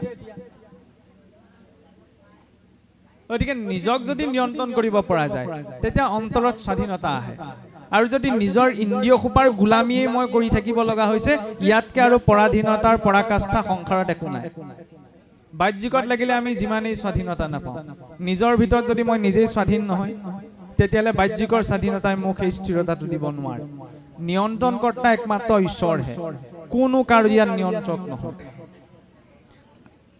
চতুৰ্থতে কি ক'লে ঈশ্বৰে যে একমাত্ৰ অভিভাৱক সেই কথাটো স্বীকাৰ কৰিব লাগিব এইখিনি কথা মোৰ মুখৰ পৰা শোভা নিদিয়ে হলেও প্ৰসংগ আহিছে কাৰণে কৈছো আৰু সমস্যা কেতিয়া সৃষ্টি হয় গৃহস্থী ঘৰখনত স্বামীয়ে যেতিয়া নিজৰ পত্নীয়ে যেতিয়া স্বামীক পিতৃ মাতৃয়ে যেতিয়া নিজৰ ল'ৰা ছোৱালীয়ে যেতিয়া নিজৰ পিতৃ মাতৃক অধিকাৰটো দেখুৱাবলৈ যায় মোৰ পত্নী মোৰ স্বামী মোৰ ল'ৰা ছোৱালী মোৰ পিতৃ মাতৃ মই কৈছো যেতিয়া শুনিবই লাগিব দিবই লাগিব মানিবই লাগিব সকলোৰে মনটো একেই নহয় কিছুমান এৰা ধৰা আৰু বুজাবুজি লাগে কিন্তু যদি মই মোৰটোতেই থাকো আপুনি আপোনাৰটোতেই থাকে তেনেকৈ পৰিয়ালো নচলে আমাৰ সমাজো নচলে এৰা ধৰা বুজাবুজি তাৰ মাজত লাগিব অভিভাৱক ঈশ্বৰ ইয়াত কোনো কাৰো অভিভাৱক নহয় গতিকে কাৰ ওপৰত আমি অভিভাৱক অধিকাৰটো দেখুৱাব নোৱাৰো সেইটো শৰণীয়াজনে মানিব লাগিব পঞ্চমতে কি ক'লে ঈশ্বৰৰ ওচৰত দাস্যভাৱটো এতিয়া আমাৰ সহজে নপজে নহয় মই কিবা এটা কথা জানো বুলি বুকুখন পিন্ধাই দিবলৈ বেছি সময় নালাগে নাজানো বুলি ক'বলৈ মূৰটো দুৱাবলৈ গোটেই জীৱনটো কম হৈ পৰে সংসাৰত ডাঙৰ হ'বলৈ বেছি সময় নালাগে মই ডাঙৰ মই জ্ঞানী বুলি ক'বলৈ সৰু হ'বলৈ আকৌ গোটেই জীৱনটো কম হয় নহয় সেইকাৰণে চাবচোন সমস্যা যিজনে নাজানে সেইজনৰ পৰা প্ৰায়বিলাক সৃষ্টি নহয় যি জানে তাৰ পৰাহে কিন্তু সমস্যা সৃষ্টি হয় অভিমান এটা থাকে নহয় গাঁৱৰ খেতি কৰা খেতিয়কজনক হৈ চুকটোত বহি খাবলৈ দিলেও খাব ইয়াত বহি খাবলৈ দিলেও খাব মোক আকৌ সেই চুকটোত দিলে মই নাখাওঁ নহয় জ্ঞান কাৰ আছে মোৰ আছে নহয়নে খেতিয়কজনৰ যেনিবা জ্ঞান নাই বুলি ধৰি লৈছো তেওঁক তাত দিলেও খাব ইয়াত দিলেও খাব তাত দিলেও অন্ন ইয়াত দিলেও অন্ন মই জ্ঞানী নহয় মই আকৌ তাত দিলে নাখাওঁ নহয় মোৰ আপত্তি জন্মিব নহয় সমস্যাবিলাক সেইখিনি যি পুত্ৰই পিতৃ মাতৃ যেনিবা ধৰি লৈছো বৃদ্ধকাল বয়সত একেবাৰে অপাৰগ হৈ গ'ল অপাৰগ হৈ যোৱাৰ কাৰণে যদি শয্যাতে পিতৃ মাতৃৰ পুত্ৰই শুশ্ৰূষা কৰে তে সমাজে প্ৰশংসা কৰিব নে সেই পুত্ৰক এইটোহে আচল পুত্ৰ মাক দেউতাকৰ এই শয্যাগত অৱস্থাটো সেৱা শুশ্ৰূষা কৰিছে তাতে যদি বিশ্বামূৰ্ত ত্যাগো কৰিছে তেতিয়াহ'লে তাক সকলোৱে সমাজত প্ৰশংসা কৰিব ন আচল পিতৃ সেৱা আচল মাতৃ সেৱা সেইখিনিতে কিন্তু আপোনাৰ ঘৰৰ মোৰ ঘৰৰ শৌচাগাৰটো চফা কৰিবলৈ অহা মানুহজনক জানো সেইটো ব্যৱহাৰ কৰোঁ এইটোহে লাগে পিতৃ মাতৃৰ বিশ্বামূৰ্ত চফা কৰিলে কাৰণে এইফালে পুত্ৰ বন্দিত হৈছে আনফালে আকৌ ঘৰত কাম কৰিবলৈ অহা মানুহজন আকৌ অপমানিত হৈছে এইফালে যা এইফালে নাহিবি এইফালে নাহিবি এইটো কি পাৰ্থক্য তেতিয়াহ'লে সমানতাটো আমি বিষ্ণু বুদ্ধি জগতত পিছত কৰিম প্ৰথমতে মানুহক অন্তত মানুহৰ নিচিনা ব্যৱহাৰ সেইটোতো আমি কৰিবলৈ জানিব লাগিব নহয়নে কৰ্মৰ সন্মান চাওকচোন কোনোবা এজনে কিবা কৰ্মৰ ফলত যেনিবা তেনেকেই ঘৰখন চলাই আছে তেওঁৰ সেই কৰ্মটোৰ প্ৰতি আমি সন্মান কৰিব লাগিব কোনোবা এজনে সকলো মানুহ চাওকচোন জীৱনত কোনো মানুহ বেয়া হওঁ বুলি বেয়া নহয় তেওঁ পূৰ্বৰ কিবা কৰ্ম সংস্কাৰ আছিল বেয়া সেইকাৰণে ইচ্ছা কৰিও তেওঁ ভাল হ'ব পৰা নাই গতিকে তেওঁক তেনে ৰূপতে ব্যৱহাৰ সেই বুলি আমি তেওঁ লেই চেই কৰিব নোৱাৰো কোনোবা এজন যদি বেয়া ব্যক্তিও আমি পাইছো চেষ্টা কৰিম আমি তেওঁক বুজাবলৈ বা ভাল কৰিবলৈ তাৰপিছত যদি তেওঁ নুশুনে শুনিব পৰা নাই তেতিয়াহ'লে বেলেগ কথা কিন্তু আমাৰ কেতিয়াবা দেখা যায় কোনোবা এজন বেয়া কিবা এটা হ'ল বুলি বোলে সমাজে এঘৰীয়া কৰি দিলে এইটো নহয় তাৰ পৰা সমাজৰ প্ৰতি ক্ৰুৰতা এটাহে সোমাই যাব বুলিব মোক এঘৰীয়া কৰিলা মই এতিয়া সোৱাদ লওঁ ফলত কি অসুৰত্বলৈ গুচি যাব আৰু সেইটো সমাজতো বেয়া প্ৰভাৱ পেলায় আমি সংস্কাৰী জীৱ যেতিয়া সংস্কাৰী কৰি সকলোকে ল'ব জানিব লাগিব শিকিব লাগিব বাৰু যাই হওক এতিয়া চাওকচোন এই মহাৰাজ কথা প্ৰসংগত মই টানি আনিছো মহাৰাজ পৰীক্ষিতে এই কলিযুগটোৰ আমি কলিযুগৰ মনুষ্য বহুত ভাবি চিন্তি থাকিবলৈ দিছিল বুজিছেনে কলি মানে কি বেয়া গুণ কলি মানে আমি বেয়া পুৰুষ এজন বুলি নধৰো বোলে কলি বুলি কলি 16জনীয়া পৰিয়াল দেখুৱাইছে নহয় কাম ক্ৰোধ লোভ মোহ মদ মাচৰ্য ৰিখা অসূয়া পৰনিন্দা পৰচৰ্চা মনৰ লগতে থাকে বোলে এহি 16জন তৰিতে নোৱাৰে লোক এহিহে কাৰণ নহয়নে আমি সকলোৱে জানো কলি থকা স্থান কি কি যোৱা পাখা মদ্যপান প্ৰাণীহীনতা পৰশ্ৰী সংগ সীমা আৰু বোলে সুবৰ্ণ কলি সকলোতে নাই নহয় এইকেইটা বস্তু জীৱনৰ পৰা আঁতৰাই ৰাখিব লাগে যোৱা পাখে হকুনিয়ে খেলাখনি যোৱা পাখা নহয় নহয় আমাৰ আজিকালি এটা ব্যৱস্থা আছে বিয়া এখন পাতিলে কিবা এখন পাতিলে তাজপাত দুখিলামান লৈ দুজনমান বহে দেৱালীৰ দিনা ঘৰখনত চাকি এগছ নজ্বলাব পাৰে চকৰি খেল খেলিবলৈ সকলো যায় সেইখনোতো যোৱা খেল কাৰোবাক প্ৰবঞ্চনা কৰি জীৱনটোলৈ সুখ শান্তি কেনেকৈ আহিল সমাজ সংস্কৃতি নামত বেয়া বস্তুটো বেয়া খেলখনলৈ যাতে আমি নাযাওঁ তাৰ প্ৰতি সতৰ্কতাটো লাগিব মদ্যপানৰ কথানো কি ক'ব আৰু এইবিলাক কথা আচলতে ক'বলৈ বেয়া লাগে আগতে অসুৰেও ইমান মদ্যপান কৰা নাছিল যিমান আমাৰ মানুহৰ মাজত বৃদ্ধি পাইছে টাউনলৈ ওলাই গ'লে কিতাপৰ দোকান এখন পাবলৈ টান হ'ব পাৰে মদৰ দোকানখন আকৌ টান নাপায় ডাঙৰ ডাঙৰ হল্ডিংবিলাক সেই নোখোৱা বস্তুবিলাকৰে লাগি আছে নহয়নে গুটখা জাতীয় দ্ৰব্যবিলাক সকলোৱে জানে যে গুটখা খালে কেঞ্চাৰ হোৱাৰো সম্ভাৱনা থাকে হল্ডিং সেইবিলাকৰহে লাগি আছে সেইবিলাক আমাৰ মানেকত কি যিবিলাকে এডভাৰটাইজ দিছে ছুপাৰ হিৰো আৰু যিজন নাখাবলৈ কৈছে এইটো মূৰ্খ আউটডেটেড সেই মানসিকতাটোত পৰিৱৰ্তন কেনেকৈ হ'ব কেঁচুৱা ল'ৰাটো একো নাই যদি চুচৰি বাগৰি মাখিয়তী চাল এৰ খাই হ'লেও খোজগীতা পোনাব বিচাৰিছে ডাঙৰ হৈ যদি খোজ বেকা হোৱা কিবা এটা খায় সেইজন মানুহ বুলি কেনেকৈ মই ভাবিম লাগিলে যোনেই নহওক ধৰ্ম হৈছে অধৰ্ম হৈছে পিছ কথা মানুহৰ ওপৰত কেনেকৈ চিন্তা কৰিম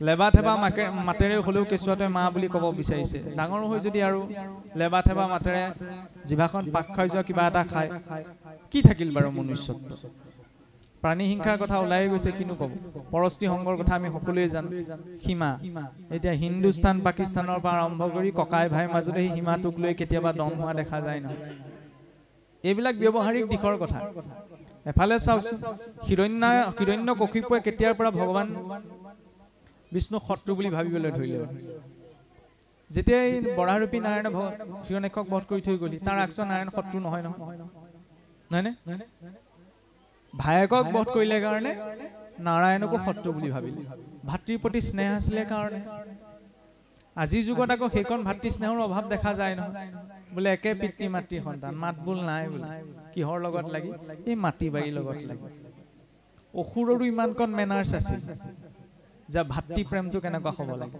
মানুহ হৈ যদি মোৰ সেইকণৰ অভাৱ হয় মই যদি ককাই ভাইৰ মাজত মিলা প্ৰীতিয়ে নাথাকোঁ তাৰপিছত মই আৰু বহু শাস্ত্ৰ পঢ়িলেও জানো মোৰ কিবা লাভ আছে লাভ হ'ব নিজৰ যদি ককাই ভাইৰ মাজতে মই মিলা প্ৰীতি থাকিব এইবিলাক বোলে ভাষণত ভাল লগা কথাহে আচল পালেহে গম পাবা বোলে এইটোৱে বোলে একদম সীমা ঠেলি ঠেলি মোৰ ভেটি লগাই দিলে দিয়ক ঈশ্বৰক দি দিছোঁ তেওঁ মোৰ ভেটিহে ঠেলিছে ঈশ্বৰে 21 পুৰুষ ঠেলি দিব গোটেই জীৱন উধাৰিব নোৱাৰিব সেইকণ ধৈৰ্যটো জীৱনত লাগিব আমাৰ আকৌ ৰিয়েকশ্যনবিলাক পটককৈ নহয় কোনোবাই কিবা এটা ক'লে বোলে আমি খেদা মাৰি যাওঁ এই নহয় সেই ধাৰাটোত আচলতে ভক্তি সহনশীলতা জীৱনত সদায় থকাটো সম্ভৱ নহয় অকণমান ঈশ্বৰৰ প্ৰতি সেইখিনি সময়তো বিশ্বাসটো লাগিব মোৰ লগত যদি কোনোবাই অন্যায় কৰিছে তেওঁক ঈশ্বৰে চাব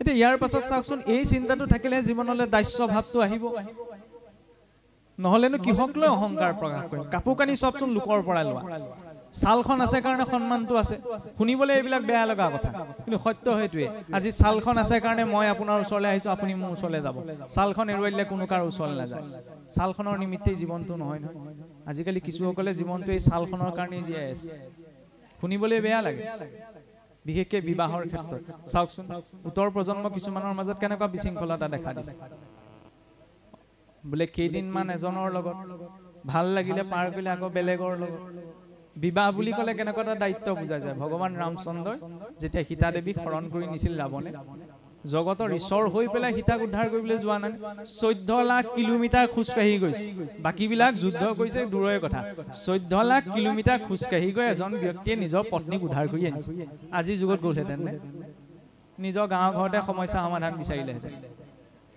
মানসিকতাটো এতিয়া সেইটো হৈছে বিবাহ বুলি ক'লে এখন সমাজত আমি কেনেকুৱা সংস্কাৰৰ কথা বুজিছিলোঁ আগতে অসুৰবিলাকেও শাস্ত্ৰীয় বিধি পালন নকৰাকে বিবাহ পাশত আবদ্ধ হোৱা হৈছিল শাস্ত্ৰীয় মাৰ্গেৰেহে বিবাহ পাশত আবদ্ধ হৈছিল অসুৰৰ বিবাহবিলাকৰ ক্ষেত্ৰতো কিন্তু এতিয়া দ্বাদশত প্ৰসংগ এটা আহে দ্বাদশত ইমান ধুনীয়াকৈ লিখিছেগৈ বোলে এৰি বেদ বিধি আচৰিবে পাপ ঘূৰ বেদবিধি মানে কি শাস্ত্ৰৰ বিধি ত্যাগ কৰিবলৈ এতিয়া পাপহে আচৰণ কৰিব এৰি বেদবিধি আচৰিবে পাপ ঘূৰ বাক্যে বুলিবে মাত্ৰ এহি ভাৰ্যা মোৰ এতিয়া বিবাহৰ নামত মুঠতে মুখেৰে ক'লেই হ'ল আৰু বিয়া হ'ল নে বোলে হৈ গ'ল এতেকে বিবাহ হইবে নালাগে বিচাৰ গতিকে বিয়া কৰাৰ ক্ষেত্ৰত বেলেগ বিচাৰ কৰাৰ প্ৰয়োজন নাই জ্ঞাতিও কুটুম্বভাৱে বেহি খাইবে তাৰ এই মিতি কুটুম মিলাই ভোজ এটা দি দিলে হৈ গ'ল বিয়া হৈয়ে গ'ল আজিকালি আমাৰ তেনেকৈহে বিবাহখন পাতিবলৈকে এমাহ ধৰি লওক 6 মাহ এবছৰ আগৰ পৰা পৰিকল্পনা চলে নহয়নে ফটো মাৰিবলৈ পাহৰিলেও পজ দি হলেও ফটোকপি মাৰি থম স্মৃতি হিচাপত তাতো আপত্তি নাই বাৰু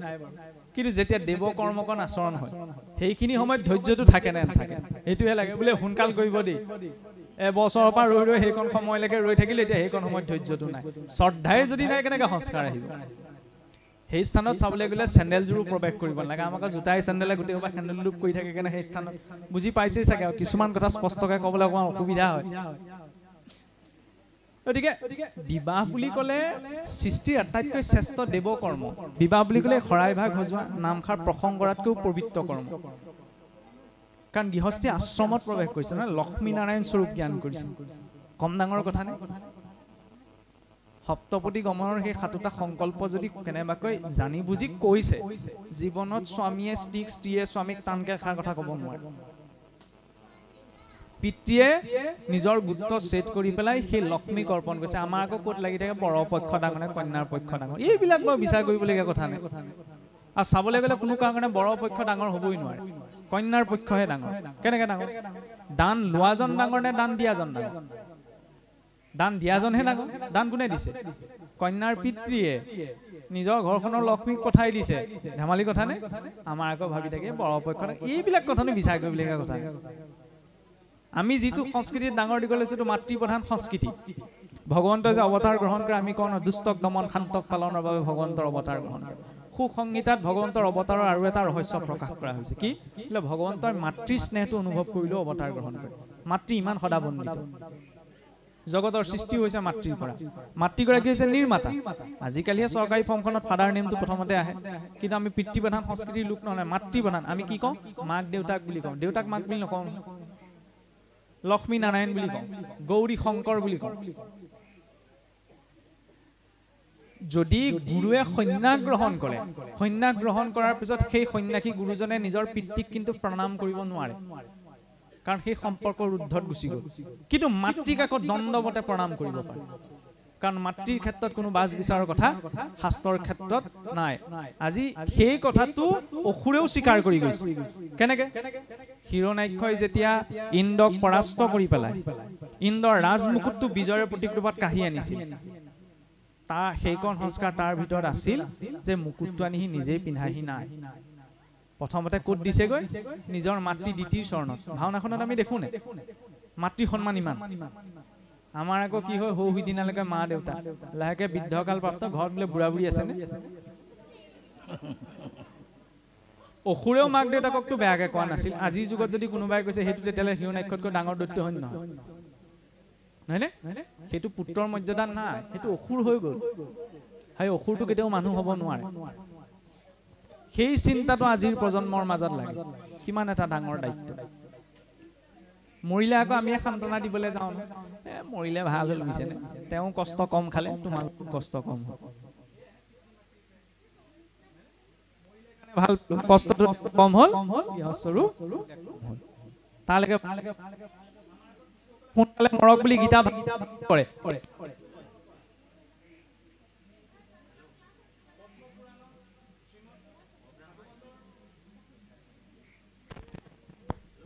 অষ্টম স্কন্ধত শুক সংহিতা নাৰদ পাঞ্চৰাত্ৰত বাৰে বাৰে এইটো প্ৰসংগ আহিছে যিটো আমাৰ কি কয় পিতৃ মাতৃ বোলে কোনোবা এজন ঘৰখনত কষ্ট ভুগি আছে নহয় এই কিবা অপৰাধ থাকিব পাৰে সোনকালে জীৱটো যাওক গীতা পাঠ অকণমান কৰক ভাগৱত এইটো আটাইতকৈ ডাঙৰ অপৰাধ আমি ভাবো কি এই মৃতকে ভাগৱত গীতা ভাগৱত শুনি গতি পাব কেকাই মেকাই মৰি আছে গীতা ভাগৱত শুনিবলৈ এই ধৈৰ্য আছেনে মা বুলি মাতিবলৈ পুতেকৰ মা শব্দটো শুনিবলৈ ধৈৰ্য নাই ওচৰত ইয়াত সৰুদি গীতা ভাগৱত পঢ়ি আছে শুনিবলৈ ধৈৰ্য থাকিবলৈ বোলে দুখ নষ্ট হওক সেই কোনো জীৱই মৃত্যুটো নিবিচাৰে নহয়নে যিদিনা মই মৃত্যু সজ্জাত নিজেই পৰিম সেইটো নিজৰ অনুভৱ হ'বগে মৰি পেলাই যেতিয়া কেকাই থাকিম আৰু কেকাই থাকিলেও কিন্তু মই মৰি যাওঁ বুলি কওঁ কিন্তু মৰিবলৈ কোনেও নিবিচাৰে নহয়নে আৰু মই নিজৰ ঘৰখনৰ মানুহ হৈ পেলাই মোৰ পিতৃ মাতৃ যদি কেনেবাকে মৃত্যু সজ্জাত পৰিছে সোনকালে মৰক বুলি মই গীতা ভাগৱত পাঠ আয়োজন কৰিছোঁ ইয়াতকৈ আৰু মূৰ্খামি কি আছে কিছুমান কথা ক'লে মানে একদম আবেগত লাগি যায় এইটো আমাৰ সমাজৰ ভুল প্ৰচলিত নিয়ম তেওঁ যদি গতি পাবলগীয়া আছে তেওঁ নিজৰ অনুসাৰে পাব তাৰ কাৰণে সেই মৃতকৰ সজ্জাৰ ওচৰত পৰি হৰিধ্বনি দি পেলাই গীতা ভাগৱত কিছুসকলে চোৱাৰ বিধানো দিয়ে বোলে জীৱটো এনেকৈ পাপ হৈছে গীতা ভাগৱত পঢ়াত তেওঁ মুক্ত হৈ যাব আজি পিতামহ ভীষ্মৰ নিচিনা ইমান শ্ৰেষ্ঠ ব্যক্তি নিজৰ কৰ্মফল ভুগি সৰহজ্যাত পৰিব লগা হৈছে আৰু মই ভাবিছো কি মই কৰা জীৱনৰ পাপ নষ্ট হৈ যাব দুজনে এইডোখৰত শাস্ত্ৰ অকণমান পাঠ হৈ দিলে এইটো নহয় সেইটো কাম কেতিয়াও কৰিব নালাগে তেওঁ যিকণ সময় আছে সেইকণ থাকি পেলাই যাবলৈ দিব লাগে এই নহয় নহয় তেনেকৈ হয়ো নহয় এইফালে বোলে আমাৰ একদম আশীৰ্বাদ দিছে এইফালে জীৱ গৈছে তেতিয়াহ'লে সেইটো অপৰাধহে কৰিলা যদি 1 মিনিট বেছিকৈ থাকিব লগা হৈছিল 1 মিনিট সোনকাল কৰি দিলা সেইটো এটা নিজৰ জীৱনত প্ৰতিফলিত হ'ব যদি এদিন বেছিকৈ আছে এদিন কমি আহিব এইবিলাক কথা আমিতো বিচাৰ কৰি নাচাওঁ এইবিলাক হ'ব নালাগে আচলতে কাৰণ কোনো মৰিব নিবিচাৰে সকলোতো জীয়াই থাকিব বিচাৰে নহয়নে জীৱনটো এই শৰীৰটো ধৰি ৰাখিব বিচাৰে তেওঁক যোৱাৰ পথটো সহায় কৰিব নালাগে তেনেকৈ সেইটো সহায় নহয় সেইটো বৰং তেওঁৰ থকা সময়কণো নিজেই কাটি দিয়াহে হয় এতিয়া এইফালে চাওকচোন দাস্য ভাৱটো তেতিয়া আহিব যেতিয়া এই শৰীৰটোৰ মূল্য বুজি পোৱা যাব জীৱনৰ প্ৰতিটো ছেকেণ্ডৰ মূল্য প্ৰতি 2 ছেকেণ্ডত পৃথিৱীৰ পৰা এজন মানুহ মৰে এতিয়ালৈকে যে সেইখন লিষ্টত মই পঢ়া নাই এইটো সৰু কথা হ'ব পাৰেনে 2 ছেকেণ্ডত যদি এজন মানুহ মৰিছে দিনটোত কিমান মানুহ মৰিছে লাখতকৈ ওপৰত মৰিছে সেইখন লিষ্টত এতিয়ালৈকে মই পঢ়া নাই এইটো বৰ কম ডাঙৰ চমৎকাৰ নে আমি চমৎকাৰ কৰবাত কিবা কোনোবাই কিবা যাদু মন্ত্ৰ কৰিছে তাত বিচাৰি যায় আচল চমৎকাৰটো আপোনাৰ মোৰ জীৱনত ঘটিত হৈ আছে নহয়নে কিবা এটা খোৱাৰ লগে লগে খোৱা বস্তুটো গৈ পেলাই শৰীৰৰ পুষ্টি কেনেকৈ হয় প্ৰতিটো অংগ কেনেদৰে চলিত হৈছে এইটো চমৎকাৰ নহয় চাবলৈ গ'লে অট'মেটিকটো হৈ আছে নিজেতো উশাহ নিশাহ লৈ থকা নাই কোনে নিয়ন্ত্ৰণ কৰি আছে আচল চমৎকাৰ আপোনাৰ মোৰ শৰীৰটোত ঘটিত হৈ আছে আমি বাহিৰত ক'ৰবাত যাদু মন্ত্ৰত কিবা চমৎকাৰ বিচাৰিবলৈ যাওঁ এই কথাটো যিমান গভীৰতাৰে মানে অনুভৱ কৰা যায় সিমানে মানে জীৱনৰ প্ৰতিটো ছেকেণ্ড বহুত মূল্যৱান হৈ পৰে কৃপা বিচাৰি এইটো নহয় বোলে আমাৰ আকৌ কৃপা বিচাৰি ক'ত যায় বোলে আমুকত শৰাইখন দিলোঁ মনৰ ইচ্ছা এটা আছিলে পূৰ্ণ হ'ল দেই ঈশ্বৰ আছে বুলি বিশ্বাস উপজিলে তেতিয়াহে মানি ল'ম এইটো কিন্তু ভক্তি নহয় মই এইটো কোৱা নাই কোনোবা স্থানলৈ গৈ ক'ৰবাত কিবা হৰাই হপৰা দি যদি 10 জনৰ কিবা উপকাৰ হৈছে তেতিয়াহ'লে ঠিকে আছে কাৰোবাৰ যদি কিবা এটা উপকাৰ হৈছে সেই স্থান বন্ধনীয় কিন্তু তাত যে ভক্তি থাকিব এইটো কিন্তু জৰুৰী নহয় কাৰণ মোৰ ইচ্ছাটো পূৰণ কৰিলেহে মই ঈশ্বৰক মানি ল'ম এইটো কথা হ'ল মানে এইটো বুজাইছোঁ মই বিচৰা বস্তুটো যদি মোক মা দেউতাই গোটাই দিয়ে তেতিয়াহে মই মা দেউতা বুলি মানিম মই বিচৰাটো যদি নিদিয়ে মা দেউতাক মই নামানো এইটোতো অসুৰ চিন্তা অসুৰেহে তেনেকৈ ভাবিব মই বিচৰাৰ দায়িত্বটো মোৰ যদি মোক উপযুক্ত বুলি ভাবে পিতৃ মাতৃয়ে গোটাই দিব যদি উপযুক্ত নাই ভাবা তেতিয়াহ'লে নিদিয়ে ঈশ্বৰৰ ক্ষেত্ৰতো তেনেকুৱা ইচ্ছাটো প্ৰকাশ কৰক যদি উপযুক্ত ভাবিছে দিব উপযুক্ত যদি নাই ভাবা তেতিয়াহ'লে নিদিয়ে আৰু ঈশ্বৰৰ পৰা জোৰকৈ বিচাৰিবও নালাগে জোৰকৈ বিচাৰিলে কি হ'ব ঈশ্বৰে পিছত দি দিব দিয়াটো আকৌ আমি কভাৰ কৰিবগৈ নোৱাৰা হৈ পৰোঁগৈ যেনেকৈ চতুৰ্থত প্ৰসংগ আহে মহাৰাজ অংগৰ কথা অংগ আৰু সুনিতাৰ মানে কোনো সেইটো জীৱনত সন্তানৰ যুগ নাছিল কিন্তু ইমানে আবিগৈ মুঠতে সন্তান লাগেই উপায় নাই লিখি অংগীৰাৰ শেষত উপদেশ মতে কি কৰিলে বা ধেনুই যজ্ঞ কৰি বাৰে বাৰে সংকল্প দিলত কি হ'ল বোলে ঈশ্বৰে এটি সন্তান দিলে সেই সন্তানটো কোন হ'ল বেন সেই বেনৰ কাৰণে ইমান উৎপাত বাঢ়িলে যে মহাৰাজ অংগৰ সুনিতাই দেহ ত্যাগ কৰিবলগীয়া হ'ল